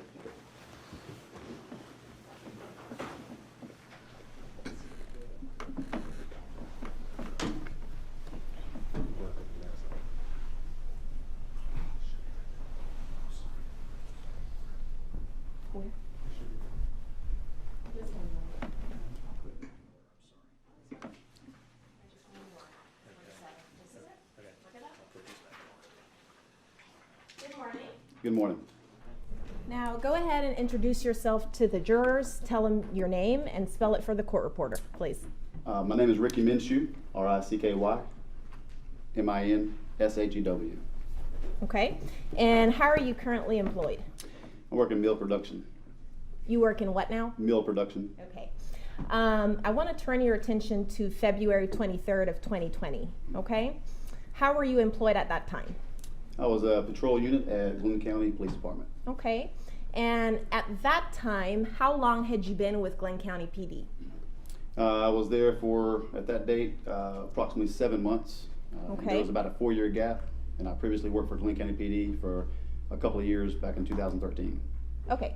So when did you first start in law enforcement? 2012. 2012. And which agency was that with? It was for the city of Brunswick. Okay, City of Brunswick. So Brunswick PD? Yes, ma'am. Okay. How long were you with Brunswick PD?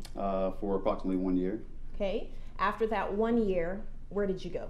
I went to Glenn County Police Department, and I was there for about 2 years. 2 years. Okay. And what did you do there during that 2 years? I worked in the patrol division. Okay. After those 2 years, where did you go? After those 2 years, I went into retail management. Okay. I was there for about 4 years, and then came back to Glenn County Police Department, where I was there for about 7 months before this date. Before this date? Correct. Okay. So during the 7 months you were there at Glenn County PD before February 23rd, what were your duties, just briefly? All right, I was on patrol division, and my duties were to, we were designated certain areas to patrol. The point of that was to be seen and to deter and detect crime, enforce traffic laws, and respond to 911 calls of emergency. Okay. Now, were you post-certified at that time? I was. Okay. Did that pretty much mean that you had arrest powers under the state of Georgia? Yes, ma'am. Okay. Now, did you have, at the time back in 2020, when you were with Glenn County PD, did you have any kind of medical training? I had a previous CPR training and the use of a defibrillator, but I have never had any specialized medical training, nothing toward any type of critical injury. Okay. So did you have essentially basic CPR training? Yeah, basic CPR and the use of a defib. Okay. Are you familiar with a neighborhood known as Satilla Shores? Yes, ma'am. Where is that neighborhood located? It's located on the south end of Glenn County. It's in Brunswick, Georgia. Okay. And was Satilla Shores a part of the zone that you patrolled back in 2020? It was. We call our zones Bakers. That one was Okay. referred to Baker 9. Baker 9. Okay. How long did you patrol Baker 9? Back in 2014 for about a year. And then I patrolled several months of that, the 7 months that I was back, several months at that point. Okay. And at the point where you're patrolling, are you patrolling with other officers during your shift, or is it pretty much just you? Yes, ma'am, we're a one-man car. One man in the car. Mhm. Okay. So during, say, the day shift, are you the only officer patrolling Baker 9? Yes, we're a one-man car, and then usually it's one man per area, per Baker. Per Baker. Okay. Are you familiar with another neighborhood called the Fancy Bluff area? Yes, ma'am. Fancy Bluff is directly across the street from Satilla Shores. It's on the opposite side of the highway of Highway 17. Highway 17. Okay. So Satilla Shores is on what side? Satilla Shores is on the south side, Okay. and then directly across the street, headed toward the north direction, is Fancy Bluff. Is Fancy Bluff. Approximately how many miles would you say separate Satilla Shores from the Fancy Bluff neighborhood? Probably 2 to 3 miles. Okay. So it's fairly close. Yes, ma'am. Okay. Are you familiar with another neighborhood known as Royal Oaks? Yes, ma'am. It is in between Satilla Shores and Interstate 95. It's directly next door to it. Okay. How far is Royal Oaks from Satilla Shores? Just a few seconds if you're driving. Okay. Are they on the same side of the street, same side of Highway 17? Yes, correct. Okay. All right.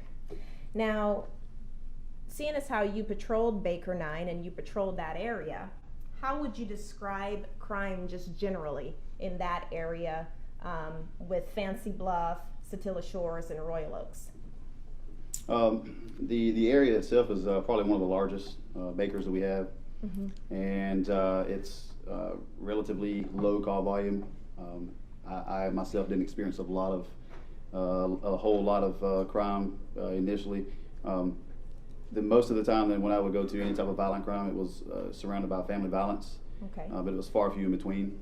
For the most part, it was a quiet. Everyone known to it to be a quiet area, so just a low call volume. Low call volume. Okay. Are the roadways in the Satilla Shores subdivision public roadways? Yes, ma'am. Now, I want to turn your attention back to February 23rd, 2020. Did you respond to a call in that Satilla Shores subdivision? Yes, I did. Okay. And can you tell us what that call was in reference to? I was dispatched to a 1037, which means a suspicious person. Okay. So I was described as a suspicious black male in the neighborhood wearing a white T-shirt. Okay. And do you remember about what time you were dispatched? That The call came in? out at 1:08 p.m. Okay. And where were you when you received that call? I was fairly close. I used Highway 17 quite often to go from one side of the county to the other. Okay. And I got there at 1:13 p.m. 1:13 p.m. So it came out at 1:08, and you got there within minutes at 1:13. Yes, ma'am. Okay. And do you remember if a specific address was the subject of that dispatch? Yes, ma'am. I believe it was 219 Satilla. Satilla. Satilla. Okay. And as you're driving to that location, are you running lights and sirens? In other words, are your lights and sirens on or activated? No, ma'am. I only use lights and sirens when I'm responding to an emergency call. This call was just came out as a suspicious person, so there wasn't any use of lights or sirens. Okay. Now, when you get into the neighborhood, what do? When I get into the neighborhood, I roll down my back windows. I usually roll down some windows, that way I can hear what's going on around me. Okay. And then I just proceed driving down Satilla Drive. How fast would you say you were going? I was going very slow. I was probably going less than 5 miles per hour. Okay. And why is that? That way I can observe things a little bit better, and I can see things ahead of me. Okay. Now, as you're driving down Satilla Drive, does anything catch your attention? Do you hear anything? When I first come in the neighborhood, I didn't hear anything. As I go a little further down Satilla Drive, I hear 2 loud pop sounds. Okay. They were within a couple seconds apart. Okay. And what did you think when you heard those loud pop sounds?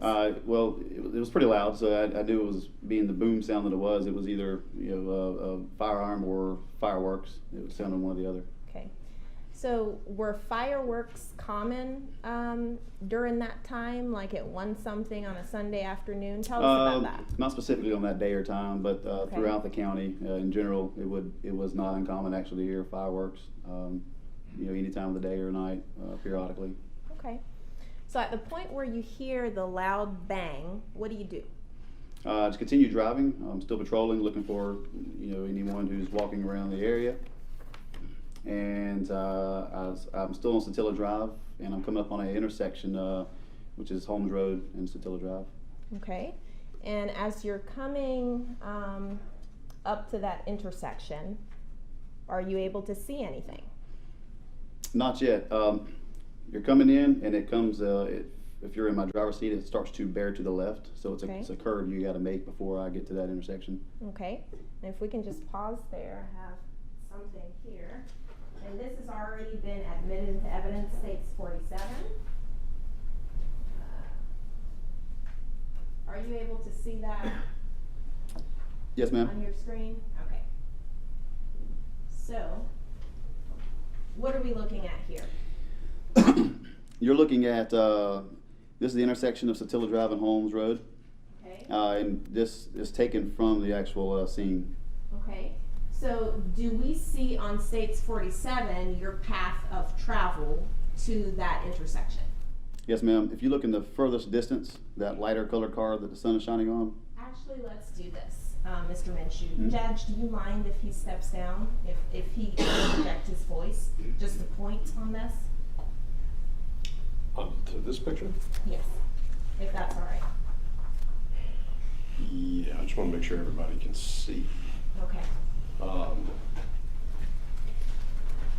Yeah, why don't you be careful stepping down. And if you could just project so everybody can hear you.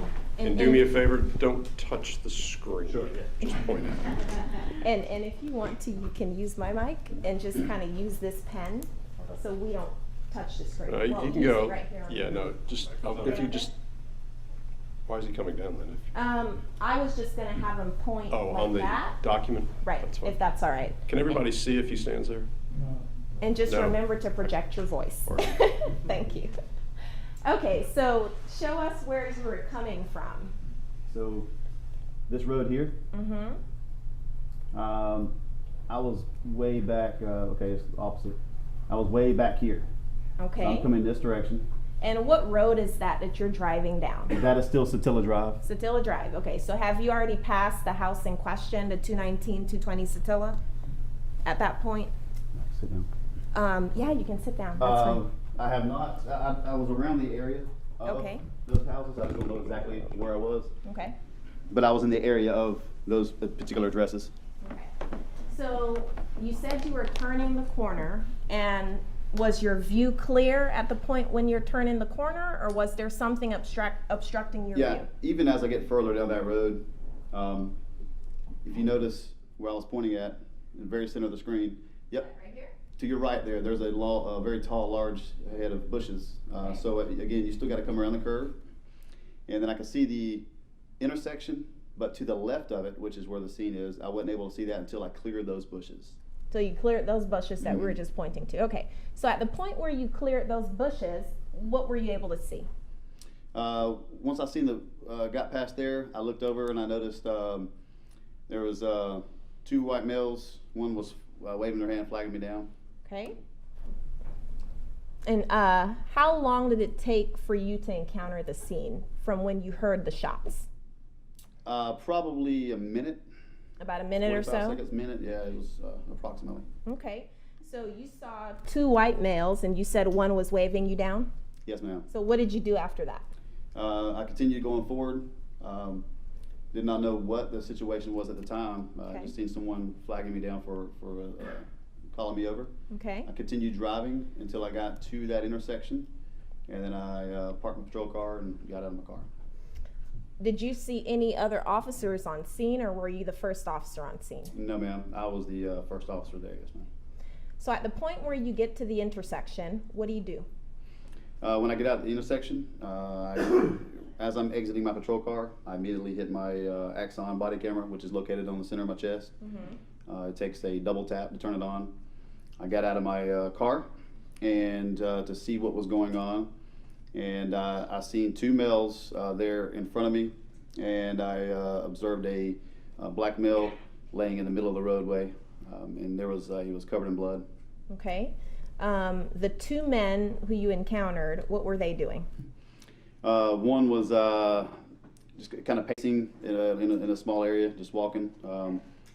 The other doing the same thing, just pacing, walking in a small area there. Okay. Now, as the first officer on scene, what's your focus?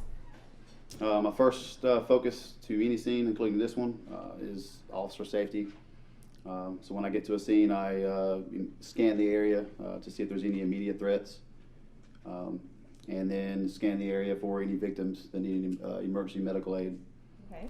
In this case, once I observed the body laying there and covered in blood, I went ahead and communicated with dispatch and summoned the emergency medical personnel to the scene. And then my focus from that point is for scene security, scene integrity. Okay.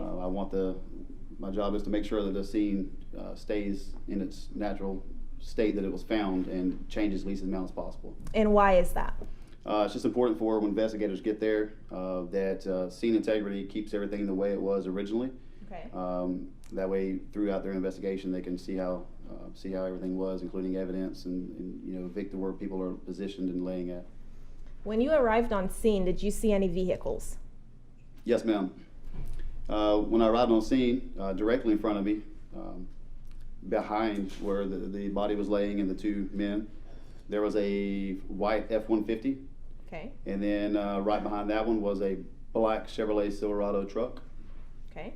And are those two vehicles commonly known as pickup trucks? Yes, ma'am. Now, you mentioned the black male that was lying in the street. How did he appear? He appeared to be, he was wearing a white t-shirt. He had khakis and white tennis shoes. He appeared to be unresponsive to his surroundings.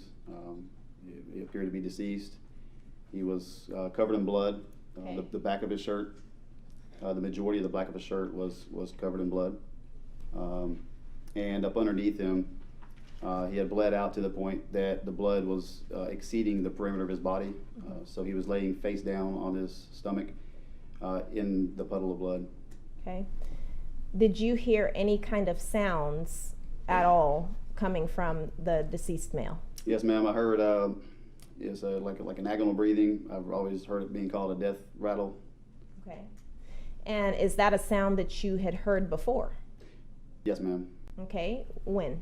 I have responded to a suicide and to multiple vehicle fatalities where it's been at the people's last moment after death. Mm-hmm. Okay, and you heard it those times? And I heard the same type of sound, yes, ma'am. Okay. Now, seeing that, did you attempt any CPR or anything like that on the deceased male? I did not, no, ma'am. Okay. Why not? Well, when I got there, I did not know any of the people or any of the facts or circumstances to what had happened. The only thing I knew that I observed was a body laying in the middle of the roadway that had just bled out, and it was by apparent gunfire. So, being that I was the only officer on scene, without having any other police units to watch my back, there was no way that I could switch my attention to anything medical and still be able to watch my surroundings and watch after my own safety. Okay. And I also did not have the adequate medical training. My uniform and patrol car was not equipped either with any type of medical supplies or medical equipment that would have sufficed working on any gunshot or a critical injury. What did you have in your vehicle? Did you have any kind of first aid kit? Yes, ma'am. I had a small first aid pouch. Okay. It's probably approximately the average size of an open hand. And inside of that was things that were made for like minor cuts and things like that. It had like Band-Aids, ointment, and antiseptic wipes. Okay. Now, the males who you saw on scene, do you see them in the courtroom today? Yes, ma'am. Okay. So, do you see a person by the name of William Bryan in the courtroom today? Yes, ma'am. And if you need to stand, you can do that. Can you point him out and describe what he's wearing? Yes, ma'am. It's going to be the gentleman here on the very end, blue overcoat, khaki pants, wearing glasses. In Your Honor, I would like the record to reflect that he just identified Defendant Bryan. Now, do you see someone by the name of Greg McMichael, who you saw on scene? Yes, ma'am. It's going to be the fourth from the very end here. It's going to be a black tie, black overcoat, and glasses as well. And Judge, if the record could reflect that he has identified Defendant Greg McMichael. Do you see Travis McMichael, who you also saw on the scene that day? Yes, ma'am. Fourth over from this lady here. It's going to be he's going to have glasses on and a gray overcoat. Okay. Judge, let the record reflect that he has just identified Travis McMichael. Thank you, Mr. Minshew. Now, when you're on scene, did you immediately see any weapons? When I got on scene, I didn't see them right off the bat. Momentarily, though, I did see a shotgun laying over in a grassy yard. Okay. It was going to be pretty much directly behind where I originally saw Travis standing when I got there. Okay. And was there anything notable about the shotgun when you saw it? Yes, ma'am. It was. It had blood. It had a significant amount of blood on the shotgun as well. Okay. During the time that you were on scene, did you see any other weapons? Yes, ma'am. I after a good few minutes had already passed, I observed a silver revolver handgun in the passenger seat of the white F-150. Okay. Passenger seat of the white F-150. Okay. Now, did other officers then arrive on scene there? to assist you? Yes, ma'am. Okay. Second unit, throughout the investigation, many showed up, but the second unit to arrive was Officer Duggan. Okay. And did Officer Duggan render aid to the deceased male? Yes, ma'am. Okay. Did you put up any kind of crime scene tape or anything like that? I did. That's part of the crime scene integrity, is to set up a perimeter around the border of what you think at that time is going to consist of all the evidence. It keeps people from walking inside of the perimeter. Okay, thank you.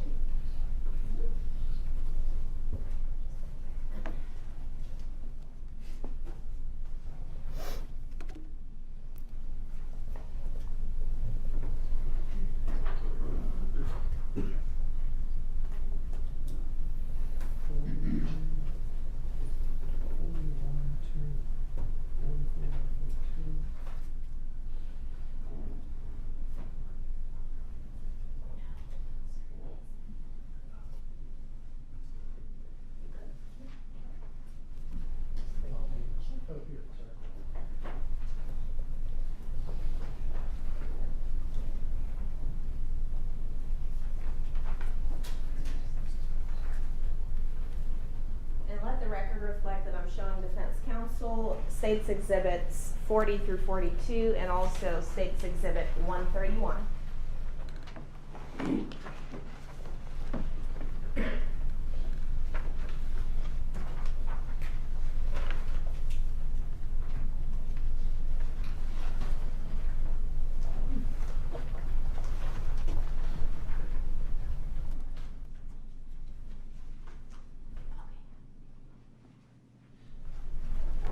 Are we good? Okay. May I approach, Judge? Go ahead.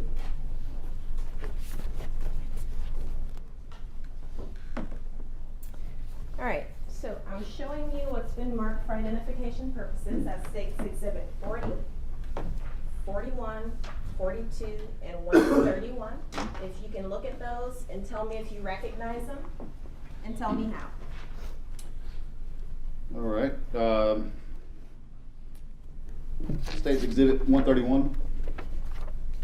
Yes, we can start there. Yep. I recognize the, you can see the caution tape that I put up. Okay. And you can see there's the white. See if you can identify them, and then we can describe them. Sure. So, do you identify those pictures? Have you seen them before? Mm-hmm. Okay. Is that a yes? Yes, ma'am, it is. I do identify the pictures. All right. And do they fairly and accurately depict the scene as you saw it when you went out there at Holmes and Satilla on February 23rd, 2020? Yes, ma'am. Do they appear to have been altered or changed in any way? No. At this time, we tender States 40, 41, 42, and 131. No objection, Your Honor. No objection, Your Honor. No objection, Your Honor. They're admitted. Permission to publish, Judge? Go ahead. Okay. All right. So starting with Exhibit 40, Mr. Minshew, can you just let the jurors know what we're looking at in Exhibit 40? Okay. And before we get there, Mhm. is this a photo you took? Yes, ma'am. Okay. A lot of times, I'll take an overshot. It's just an overview of the overall scene. That I usually try to do that as quickly as possible. Okay. Just in case something gets moved or changed around. That way we can see the original state. Okay. So here, did you take these photos as soon as you got on scene? Yeah, probably within a minute and a half to 2 minutes. Okay. So here, what are we looking at here in the center? That right there is Mr. Ahmaud Arbery's body. Okay. And was this photo taken before it was moved by Officer Duggan? It was before. I was still the only officer on scene. Okay.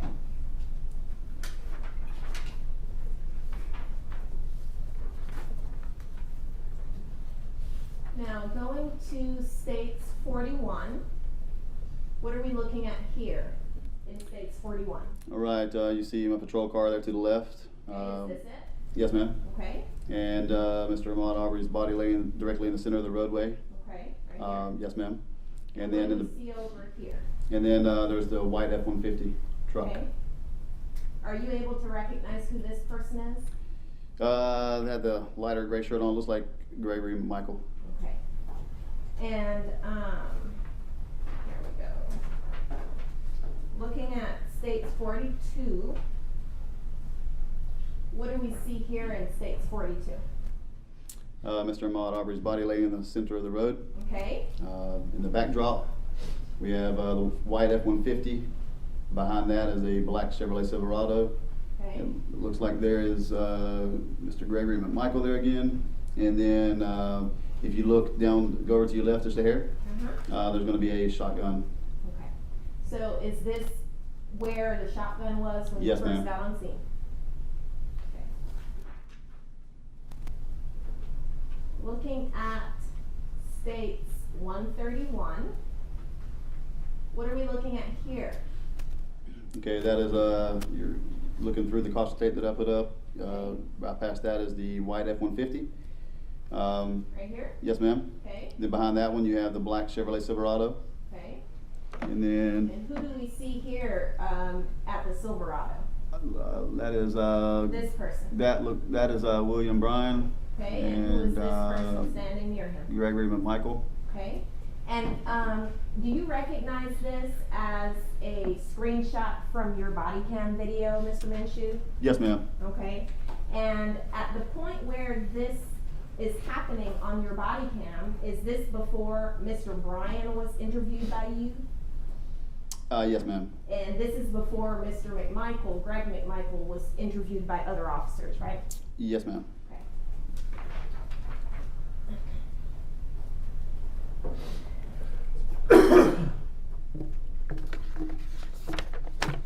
All right.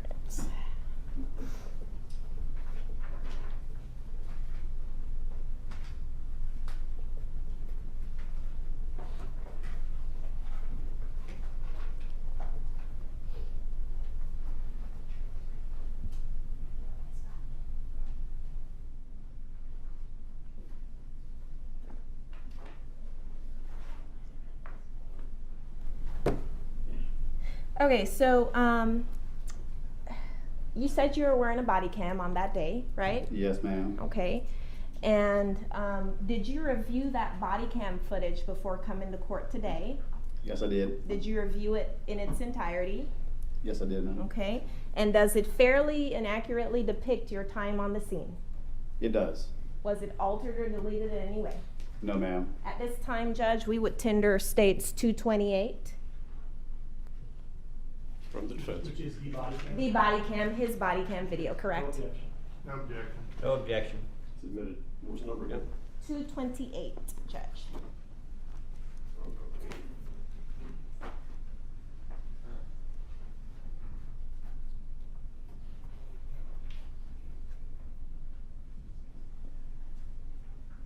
And also, Mr. Minshew, I am showing you what's been marked for identification purposes as States Exhibit 228A. Can you look at this, flip through it, tell me if you recognize it?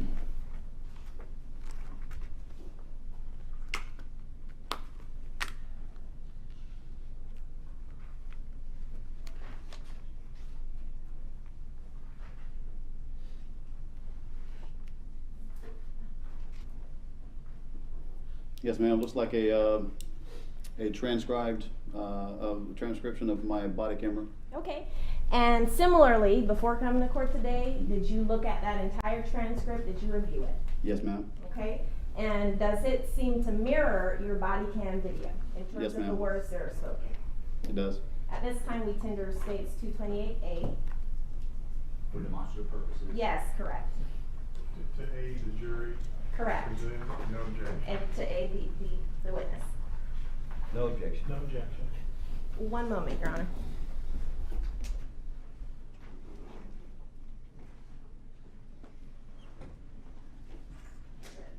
And Judge, just for the record, we are tendering these just for this presentation. Of course, they won't be going back there with the jury. And defense counsel, they understand that. So, speaking of the transcript. Transcript, correct. Right. Trying to figure out what we're doing with the transcript of it. Well, because we're not playing the video, So the officer will, it will use that to help him testify and quote what was said. So as we sit here now, we understand the video is an evidence. That's one thing. The transcript is going to be used to help guide the testimony as well as help the jury understand what's being said on the video. The transcript is the object. Okay, it's in for demonstrative purposes, and the only reason I ask is I don't really give a charge if a transcript is being provided to the panel. I understand they're not being provided to a panel, for the panel. It's simply being used by the witness in order to aid in his testimony. I understand. Just being clear for the record, the video itself, 228, is an evidence. No. So I want to clarify, the agreement with defense counsel was that these are both being tendered in for the record only, and his body cam video is not being tendered into evidence to be played at any point in time at this time. It is strictly for the record because he's going to be testifying to the statements via the transcript to aid him in recalling the statements. So I don't want this to be misconstrued by the defense at all. This is strictly, these two items are for the record only. Yeah, I understand how they are trying to have this officer testify about statements that were made and how there may be some limitations about those statements. The body cam is an evidence, and I think it's now an evidence, so I'm not in agreement. Okay. Yeah, I'm not. Ladies and gentlemen, I'm going to ask that you go ahead and take a step into the jury room while we address some legal matters before the court. All right, to the jury, please.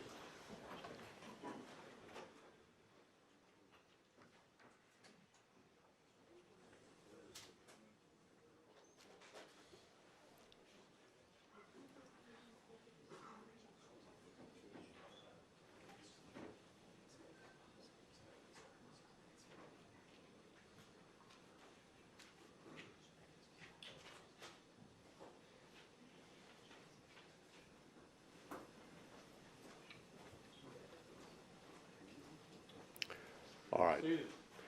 Mr. Mitchell, I'm going to ask that you go ahead and just take a step outside. You are under oath. Please do not discuss your testimony with anybody.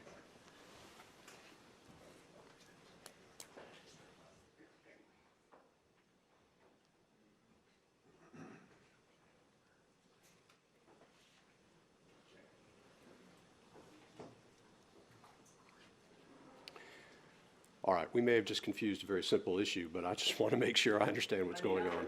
And I'm sorry, but Mr. McMichael took a Okay, good. break. Just a moment.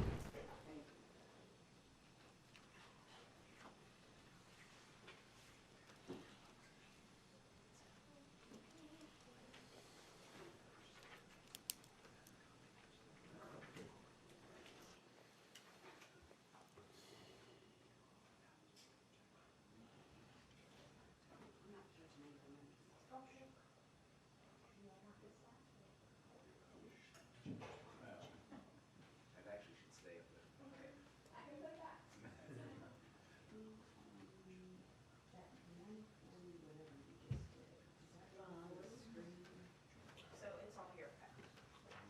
All these, and I'm gonna put them over here, since they're in. Okay, so anything you want. Yeah. You mean 131? 131. Yeah.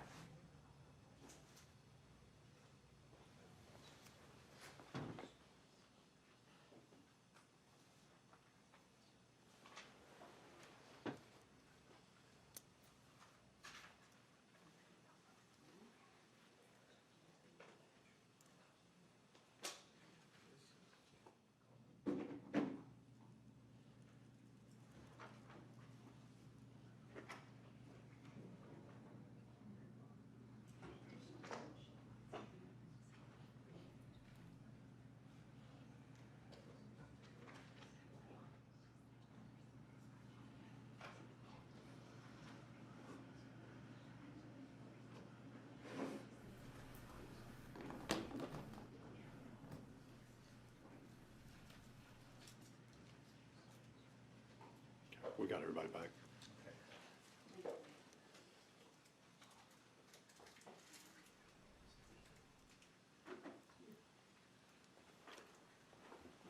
To clarify my position, because I think I was the one talking to the court at the time. The video, I'm sorry, and we have two lawyers for the state, so I thought Ms. Oliveira was handling this. To clarify, Your Honor, the video I intend to play We have discussed at length statements of co-defendants and how those are going to be presented through the state. So I understand that the transcript is going to be used for this witness to testify about what he was told by one of the defendants. I get that.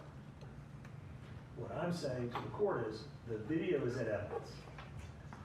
There's going to be limitations, I understand, about what statements can be played from the video and whether they invoke brutal issues, confrontation issues, etc. I get all that. We worked hard to try to limit those issues by simply having witnesses testify to those statements. But I intend to play the video, the first part of it. I can do so without sound, but I intend to play the video because it shows what was going on in the scene when he first arrived. And there is a statement made by Greg McMichael to Travis that I think falls under a hearsay exception, and Travis makes an exclamatory guttural cry out that I want the jury to hear, which I don't think involves any issues. So, to the extent that I'm saying to the court, that video is in evidence, it's in evidence. I don't intend to violate what we talked about Bruton. Well, sounds like we're getting ahead of where we are. It Well, was that's because admitted. the state was limiting the evidence. So, no. Let me be very clear about what I heard from the parties. 228, body cam, tendered and admitted. Correct. Okay? That's it. 228A is the transcript that Minshew is going to testify, assists with his testimony so that we can work through some of the Bruton issues. Okay. That's what I understand the current status of the evidence to be. Right. How that body cam, if it is presented, gets presented, then is the next step in the process, which we're ahead of at this point. I agree, and I only raised it because Ms. Benikowski stood up and said, we're not using the body cam in a certain way, and I just wanted to make sure that we understood it's in evidence and I intend to use it. But I'm not going to go back and violate the Bruton discussions that we've had. And if I feel like there's a statement that needs to be presented and if there's an exception to it that doesn't invoke Bruton, et cetera, then I would raise it to the court at that time, have an opportunity to be heard, and so now we're a little bit ahead of the game on that one. I'm not entirely sure what we're arguing about from Mr. Bryan's perspective. Well, hold on. From what I just said, it sounds like we're not arguing about anything with regard to the presentation of the evidence right now. Well, Your Honor, if I may, this morning before we started, I informed all defense counsel that I thought it was appropriate to tender the video for the record only, to tender the transcript for the record only, out of consideration for the witnesses who were taking the stand to testify, in this case for Officer Minshew, about what Mr. Bryan said, what Mr. Bryan did. And I explained very clearly that we were not going to play that, and it was not being offered as evidence. It was not going to go back with the jury, and I explained to them that what we were going to say is this is being tendered in strictly for the record. It's strictly to assist this witness to testify to these statements, and it's not going to go out with the jury. It's not going to be seen at all. And all of them were informed of this. So the state feels, having had an agreement from the defense, that all of a sudden we've tendered it into evidence with the purpose of making it part of the record, and with our intent clear that it was not going to be played. And now, of course, Mr. Sheffield's telling me, oh no, it's tendered into evidence, it's in evidence, I'm now going to get to play it. So the state, of course, feels a little hoodwinked, bamboozled, that I had an agreement with the defense attorneys as to what the nature of this was, and our intent to just make it part of the record. Now, if that was an error on my part to be so transparent and forthright and to try and work with them, and I shouldn't have had this tendered in, and I should let them go ahead and tender the body cam in to then show portions, I understand. And I would understand the court's ruling at this juncture. If it's in and they want to play portions of it, then that's on us for having attempted to do the right thing, and we'll go down that path. I just wanted the court to understand that my understanding in doing this, and I explained it to them, was something completely different than what they're representing right now. If Your Honor, there was no, so he stood up first. Okay. So. And okay. I'm sympathetic to the state. Nobody wants to, in a case of this importance or magnitude, nobody wants to play gotcha games with the evidence. And certainly that's, from the Bryan defense, that's not our intention. My only concern, my only dog in this hunt is that depending on the testimony of this witness, we may or may not, subject to Bruton and all the other problems that we have, it's possible that there may be small excerpts in that statement that we may want to play. And we certainly aren't waiving the right to do that, but I didn't necessarily take the state as saying that the video is being played, the entire thing is subject to being played without any further inquiry. My primary concern here is I don't want any authentication issues if there's portions of the video that are otherwise appropriate to be played before the jury.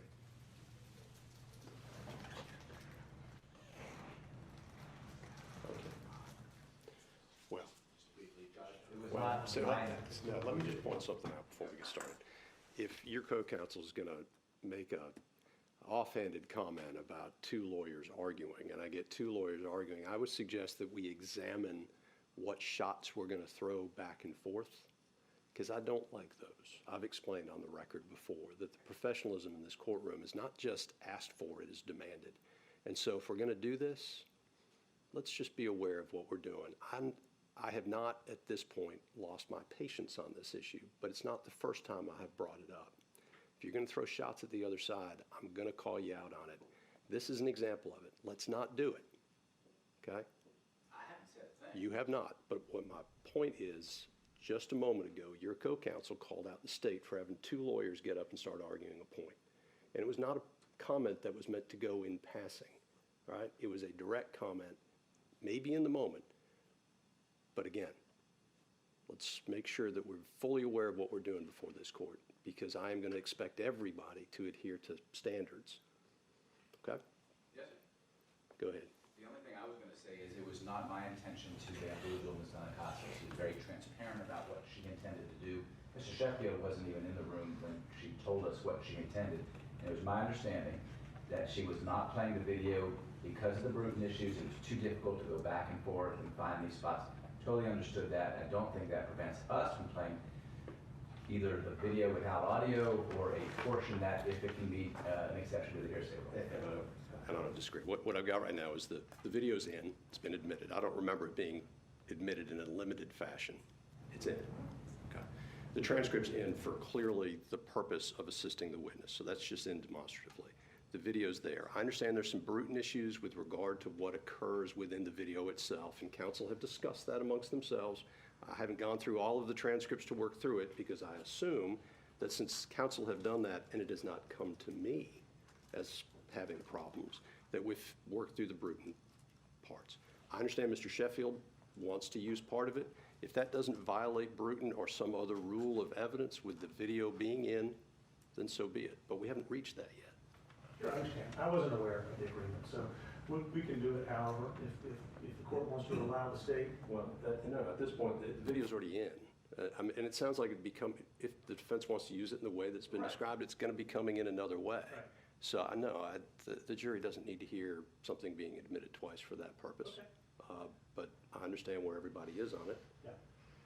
If I may be heard once more, and again, consistent with this theme of gotcha games, unless there's a statute or rule that prescribes it, Your Honor, why don't we just get this out of the way? And if two lawyers or 3 lawyers or 15 lawyers want to participate in the direct or cross-examination of a witness or addressing an issue that comes up, it's just going to be so much easier given there's multiple sets of lawyers all around. Not to get into that. I had said early on in this case, each party is represented by counsel. My preference, unless there's a clear need for an exception, is 1 lawyer per issue. Otherwise, going through 3, 5, 7, hearing from 9 folks on every issue is a waste of time. If y'all can't coordinate that, let me know that you can't coordinate that, but I expect to hear from 1 lawyer per issue, per witness. Everybody understand? Okay. Now, if there's a real exception to that, let me know why exactly it is that you haven't been able to coordinate with your co-counsel, and I'm sorry, 10. I missed one, my apologies. So from this point, with all this going on, in order to move this process along, I'm going to try very hard to adhere to that.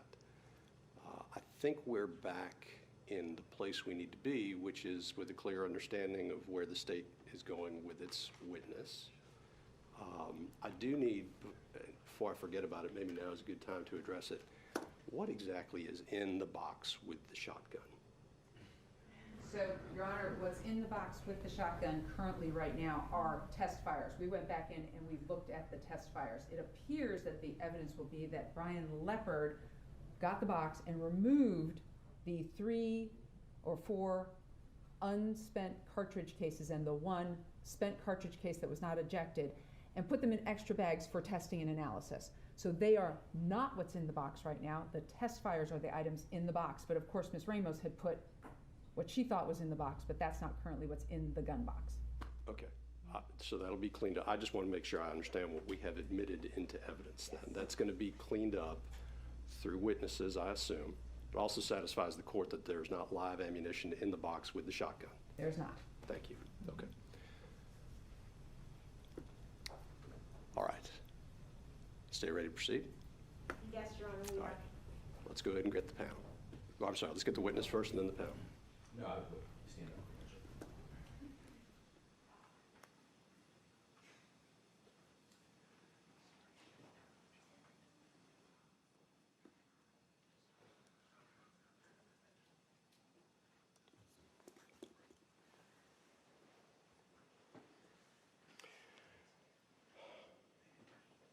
Thank you, sir. If you could just please take the stand, I'll remind you you're under oath.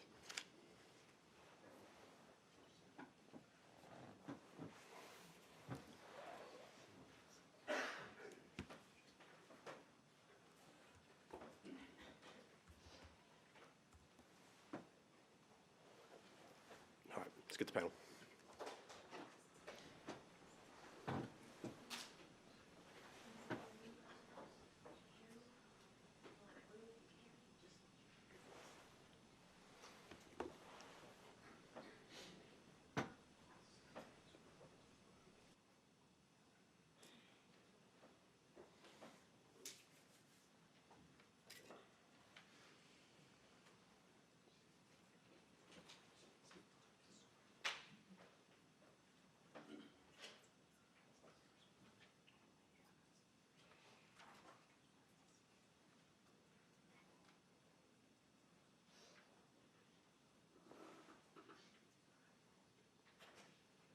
All rise for the jury.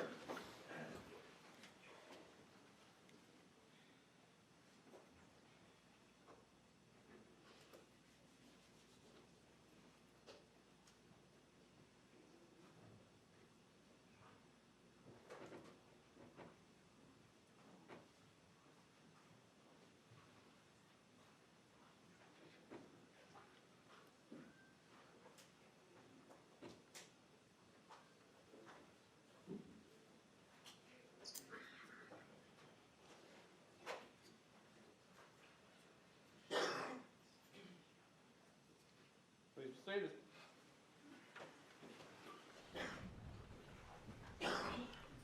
All right, welcome back, ladies and gentlemen. Thank you for your patience. Is the state ready to proceed? Yes, Your Honor. All right, you're a witness. Thank you, Judge. So, Mr. Minshew, do you still have that transcript up there with you? Awesome.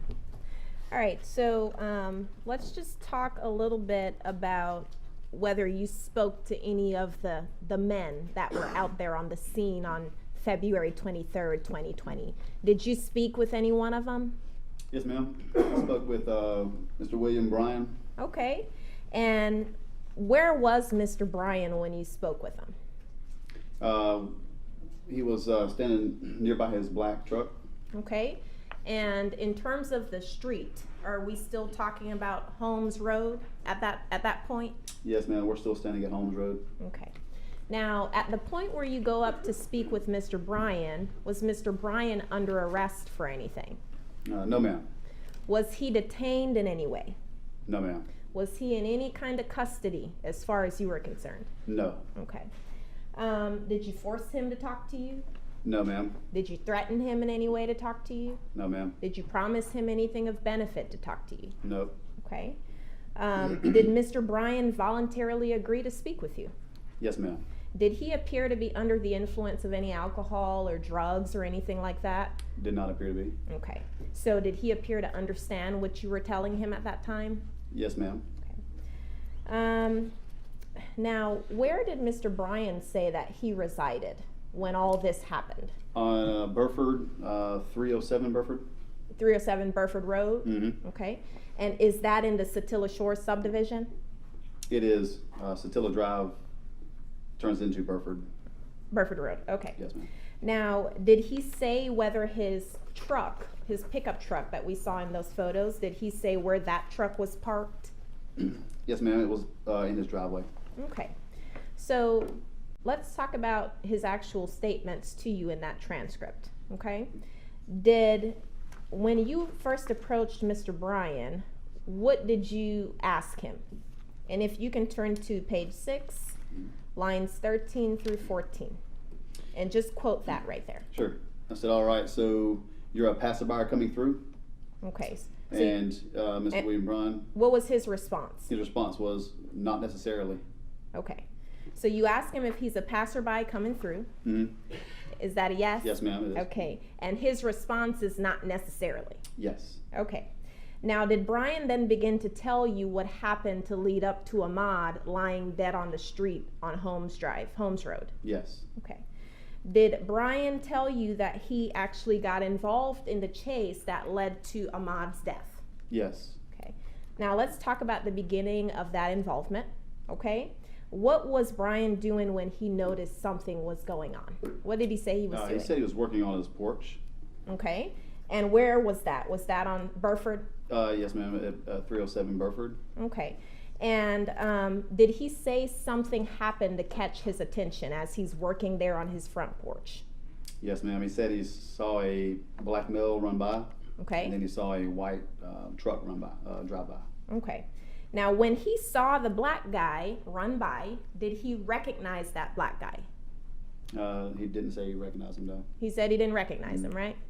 Now, when he first saw that truck drive by, did he recognize the people in the truck? No, ma'am. Okay. So he didn't recognize the black guy, Correct? and he didn't recognize the people in the truck. Yes, correct. Okay. Now, what did he do after seeing the black guy in the truck? And if you can turn to page 7, line 23 for me.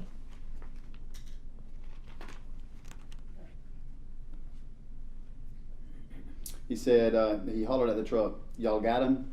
Okay. So he hollered. I'm sorry, I misheard you, but they corrected me. It was my hearing, not yours. Okay. All right. So he said he hollered at the truck, "Y'all got him." Yes, ma'am. Okay. So having no knowledge of what was going on, he asked the truck whether they had him. That's correct. Okay. Did he ever ask the black guy if he was okay? No, ma'am, he did not say he did. Did he ever ask the black guy if he needed help in any way? No, ma'am, he didn't say he did that. Okay. Did Bryan then get into his truck and join the chase? Yes. Okay. I'm going to ask you to turn to page 8, lines 1 through 3, and just quote from where it said, he pulled out. Lines 1 Okay. to 3. He said, pulled out of my driveway, was going to try to block him, but he was going all around it. I made a few moves at him, and he didn't stop. Okay, thank you.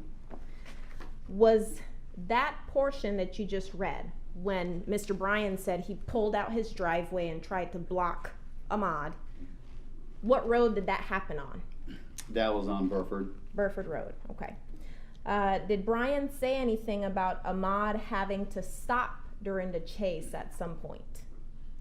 Yes, he said that he had to stop and catch his breath. Okay. So Bryan saw that Ahmaud had to stop and catch his breath. Yeah, Brian's the one that told me that happened. Okay. Now, did Bryan point to the area where Burford Road kind of ends and comes up to the intersection of Holmes and Satilla when he said that Ahmaud had to stop and catch his breath. That's correct, yes, ma'am. Okay, so Ahmaud had to stop and catch his breath at the end of Burford. She is testifying and leading. This witness is not saying what Ahmaud did or thought. This witness is saying what Mr. Bryan told him. And I'm willing to be a little bit loose with this here. Let's get the narrative in. If you need clarification, just to make sure, using this process, we know where everybody is. Okay. I'll allow you to do so, but let's get the narrative through. Gotcha, Judge. So I'll try that again, okay? So where was Ahmaud when Bryan said he had to stop, meaning Ahmaud, to catch his breath? Where we were standing, he pointed back toward, we were on Holmes Road, he pointed back toward Burford. Okay, so in that area of Burford. Now, according to Bryan, did he say specifically that he blocked Ahmaud during this chase? Yes, ma'am. Okay. Did he say specifically that he cornered Ahmaud during this chase? Yes, ma'am. Okay. How many times did Mr. Bryan say that he either blocked Ahmaud or cornered him during this chase? I'm going to object to the form of the question. Is he asking how many times Mr. Bryan used the word, or how many separate times what he's describing took place? I can re-ask the question, Judge. How many times did Mr. Bryan say that he blocked Ahmaud during this chase? How many times he said it is irrelevant. How many times it happened is relevant. Thank you, Your Honor. Go ahead, Mr. Minshew, you can answer the question. After going back and reviewing the transcribed body camera, it appeared to be approximately 5 times. Okay. So 5 times he said that he blocked Ahmaud. Yes, ma'am. Okay. How many of those times happened on Burford Road? I believe it was 2 times on Burford. Okay. And how many of those times happened on Holmes Road? And those were 3 times. 3 times on Holmes. Mm-hmm. Okay. And I know it's human nature to say mm-hmm and to nod, yes, but if you right. can, thank you for the court reporter. Now, did Bryan ever talk about whether he should have been chasing Ahmaud? He did. Okay, and I'm gonna ask you to turn to page 20, lines 23 through 24, and just tell us specifically what did Mr. Bryan say in terms of. Could you give me the lines again? Sure, lines 23 through 24 in terms of Mr. Bryan's involvement. All right, and one more time for the page. Page 20, I'm sorry. Okay. Might be going a little bit too fast. 23. He said, I mean, this would have never happened, you know. He said, I mean, this would have never happened, you know. Should I have been chasing him? I don't know. Okay, so he said, should I have been chasing him? I don't know. Is that right? Okay. Now, did Bryan, during the course of your interview, talk about his belief that Ahmaud was somehow trying to get into his truck? He did. Okay, and I'm going to ask you to turn to page 21, lines 2 through 4, and tell us what he said, starting with one time. One time, when I cornered him up over here, he was trying to get in my truck. He tried to get in my door. Okay, and at the point where you're talking to him on scene, is he pointing to a certain street where he's saying he cornered Ahmaud? Yes, ma'am. He was pointing back toward Burford. To Burford Road? Yes, ma'am. Okay. Did you then follow up by asking him to clarify what it looked like Ahmaud was doing? I did. Okay. And what was his immediate response? And I'm going to ask you to turn to page 21, lines 22 through 23. I mean, I'd cut him off pretty good now. Okay, thank you. Did Bryan talk about driving on the wrong side of the roadway when he was trying to block Ahmaud and corner him? Yes. Okay, did he say he drove on the wrong side of the roadway? Yes, ma'am. Okay, did he talk about wearing a seatbelt or not wearing a seatbelt as he's driving and chasing Ahmaud, trying to block him and corner him? Yes, ma'am. If I remember correctly, he was not wearing a seatbelt. Okay, and I'm gonna ask you to turn to page 23, lines 17 through 18, and just tell us, what did Bryan say about feeling he would be thrown through the windshield? And if you can just start with thrown, lines 17 through 18. He said, thrown through the damn windshield trying to chase this joker. Okay. So did he tell you he felt like he was going to be thrown through the windshield without his seatbelt trying to chase this damn joker? Yes, ma'am. Okay. Joker being the victim in this case? Yes, ma'am.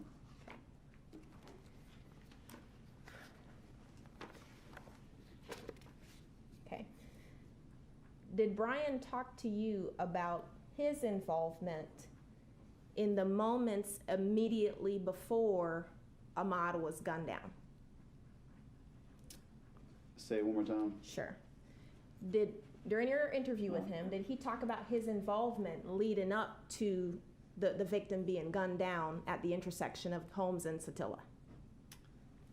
Did he tell me that while we were talking? Yes. Yes. Okay. And if you could turn to page 33.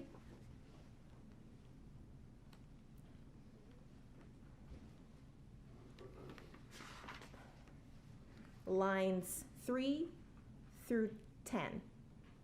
Do you see that? Mm-hmm. Okay.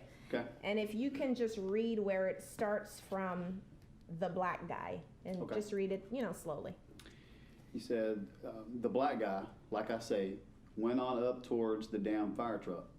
But I think I somehow or another changed his mind and he cut back through this way. I think I blocked him again or something over there. Okay, go ahead. And he came back through this way. So I went back up in here and went that way. And that's about where your video picks up when I turn around. Okay.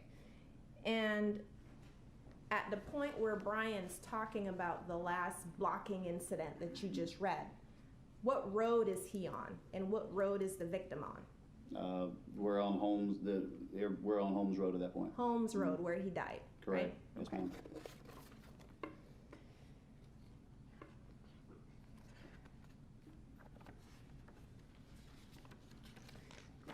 So did Bryan also talk about Ahmaud seeing him on Holmes Road and then turning around back down Holmes Road towards the intersection where he was shot?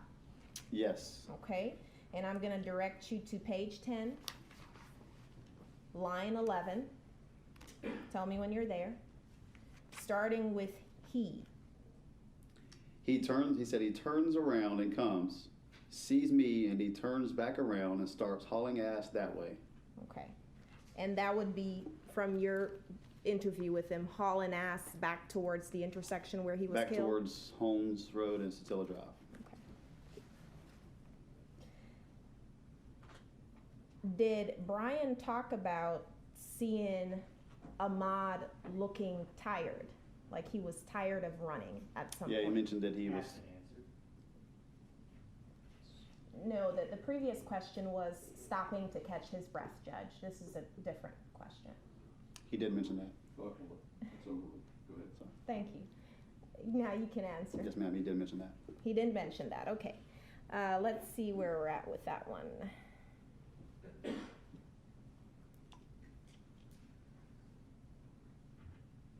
Okay, so go to page 34.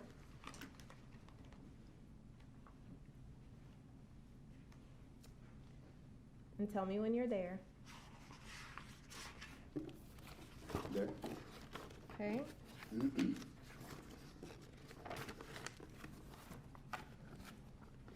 Okay, going down to line 17, starting with when. Not the second when. Okay. Okay, so when I rounded, Okay, he said, when I rounded the corner out there, it was almost like the black guy was tired of running. okay, thank you.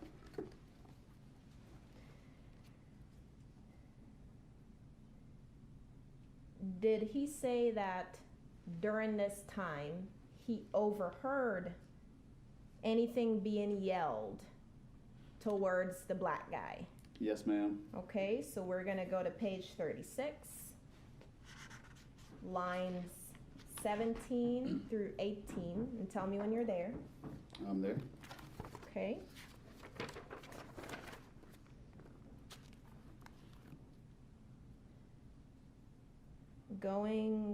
Starting with stop. Mhm. Can you just go ahead and Yes. tell us that?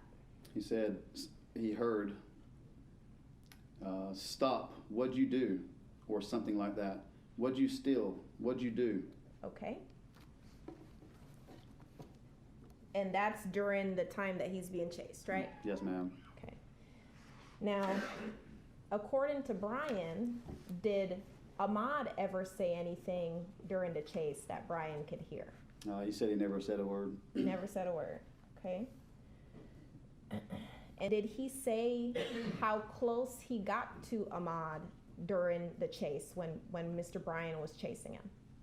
He said he had his window down, and at some point he got right up close next to him. Okay. And he didn't hear him say a thing? That's correct. He did not. Now, did Bryan have a cell phone on him during this time when he's chasing Yes, Ahmaud? ma'am. Okay. Did he ever tell you that he called 911 or anything? No, he did not tell me. He never mentioned it. Okay. Did Bryan ever see Ahmaud with any kind of weapon? He never told me he saw him with a weapon. Okay. You specifically asked him about a weapon and whether he saw one. I don't recall. Okay, but Bryan never told you he saw a weapon. That's on correct. him. He never told me he saw a weapon. Okay. Did Bryan ever say Ahmaud made any verbal threats towards him during this time when he was being chased? No, ma'am. He said he didn't hear him ever say anything. Okay. Any verbal threats towards anybody at all? No, ma'am. Did Bryan ever say he saw Ahmaud commit any crime at the point where Bryan decided to leave his house? No, ma'am. He did not report any crime to me. Okay. Did Bryan ever say he was trying to make a citizen's arrest of Ahmaud? No, ma'am. Did Bryan ever say he was trying to arrest Ahmaud for criminal trespass? No, ma'am. Loitering? No, ma'am. Burglary? Didn't mention it. No, Attempted burglary? no ma'am. Aggravated assault? No. Anything? No, ma'am. And did Bryan ever say that he told Ahmaud that Ahmaud was under arrest for anything? No, ma'am.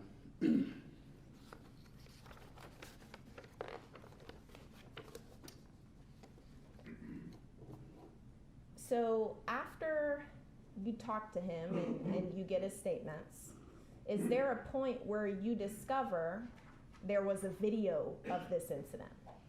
Yes, ma'am. He told me that he witnessed everything and that he had it recorded on his cell phone. Okay. And did you see that video? Yes, ma'am. Okay. Where were you when you watched it?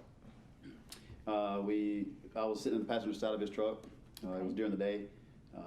He said he had it on his phone, so there wouldn't be glare.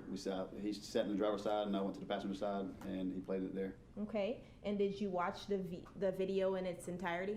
Yes, ma'am. Okay. Did you recognize the scene from the video as the scene that you were looking at? Yes, ma'am. They were both the same. Okay. And did you recognize the people depicted in the video as the same people on scene with you that day? Yes, ma'am. The same vehicles and same people were in the video. Okay. At some point, did you try to email the video to yourself? Yes, ma'am. Tried to email it.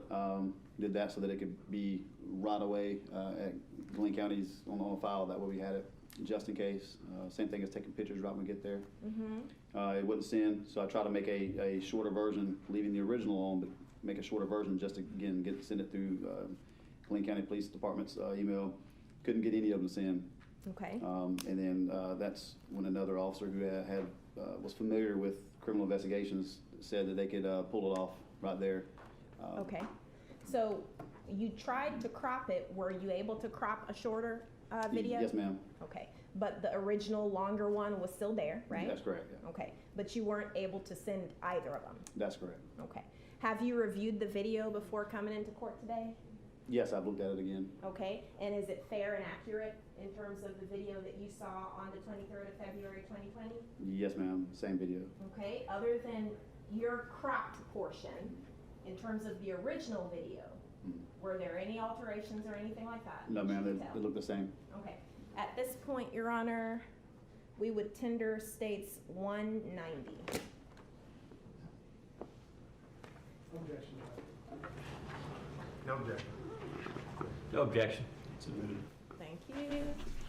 Now, Mr. Minshew, did Bryan ever say that he saw Ahmaud throwing anything anywhere, like from out of his pockets or anything during the chase? No, ma'am. Okay.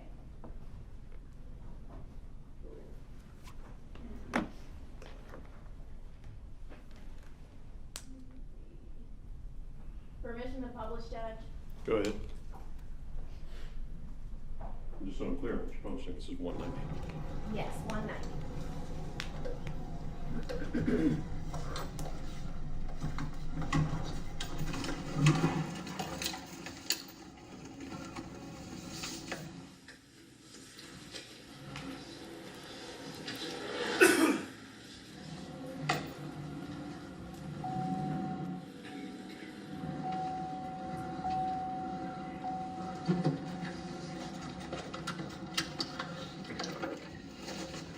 You know what? I'm gonna keep going.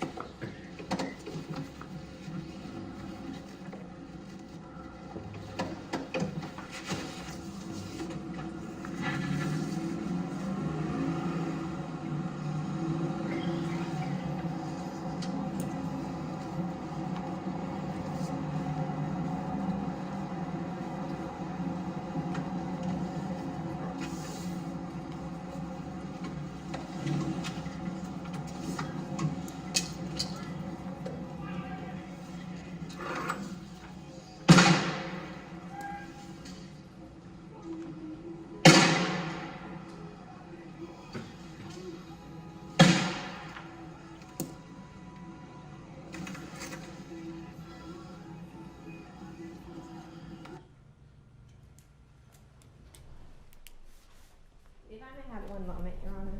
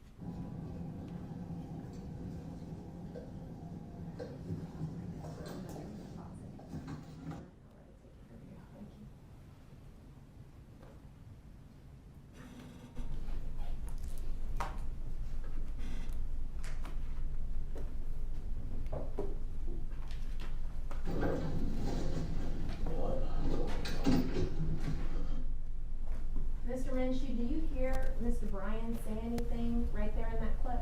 I can hear him say something, but I can't make out what it is. You can't make out what it is? No, ma'am. Okay.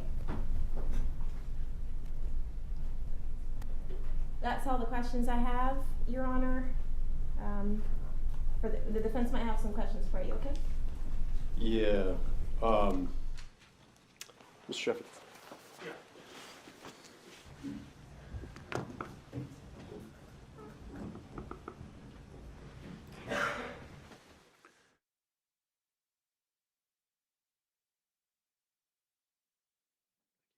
All right, ladies and gentlemen, we're at a good time to break for lunch. Why don't we go ahead and recess until 1:15? That gives everybody an hour to get some lunch. and be ready to go at 1:15. Again, all the instructions the court has given you to this point still apply. Don't discuss the case amongst yourselves or with anybody else. All right, have a good lunch. All rise for the jury.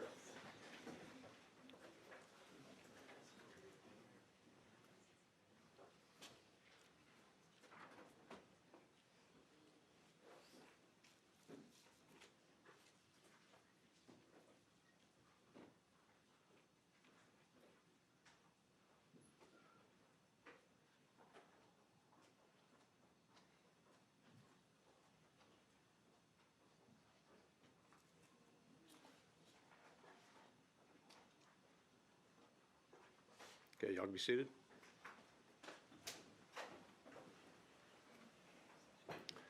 All right, Mr. Minchie, during the lunch recess, do not discuss your testimony with anybody. I remind you that you're under oath. Okay, you can go ahead and step down. And please be back just before 1:15. Thank you.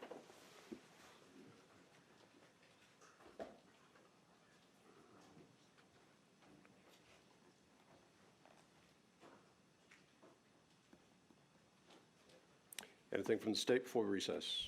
No, Your Honor. From Travis McMichael? There you are. From Greg McMichael? There you are. Oh, Mr. Bryan? Oh, Well, just one issue concerning some of our needs here that I'd like to address with you, either in chambers or up at the bench. Why don't you come on back? Thank If you. you can just discuss with counsel what that's about. I need everybody to come back. Anything from Mr. Bryan? No, Your Honor. all right, we're in recess until 1:15.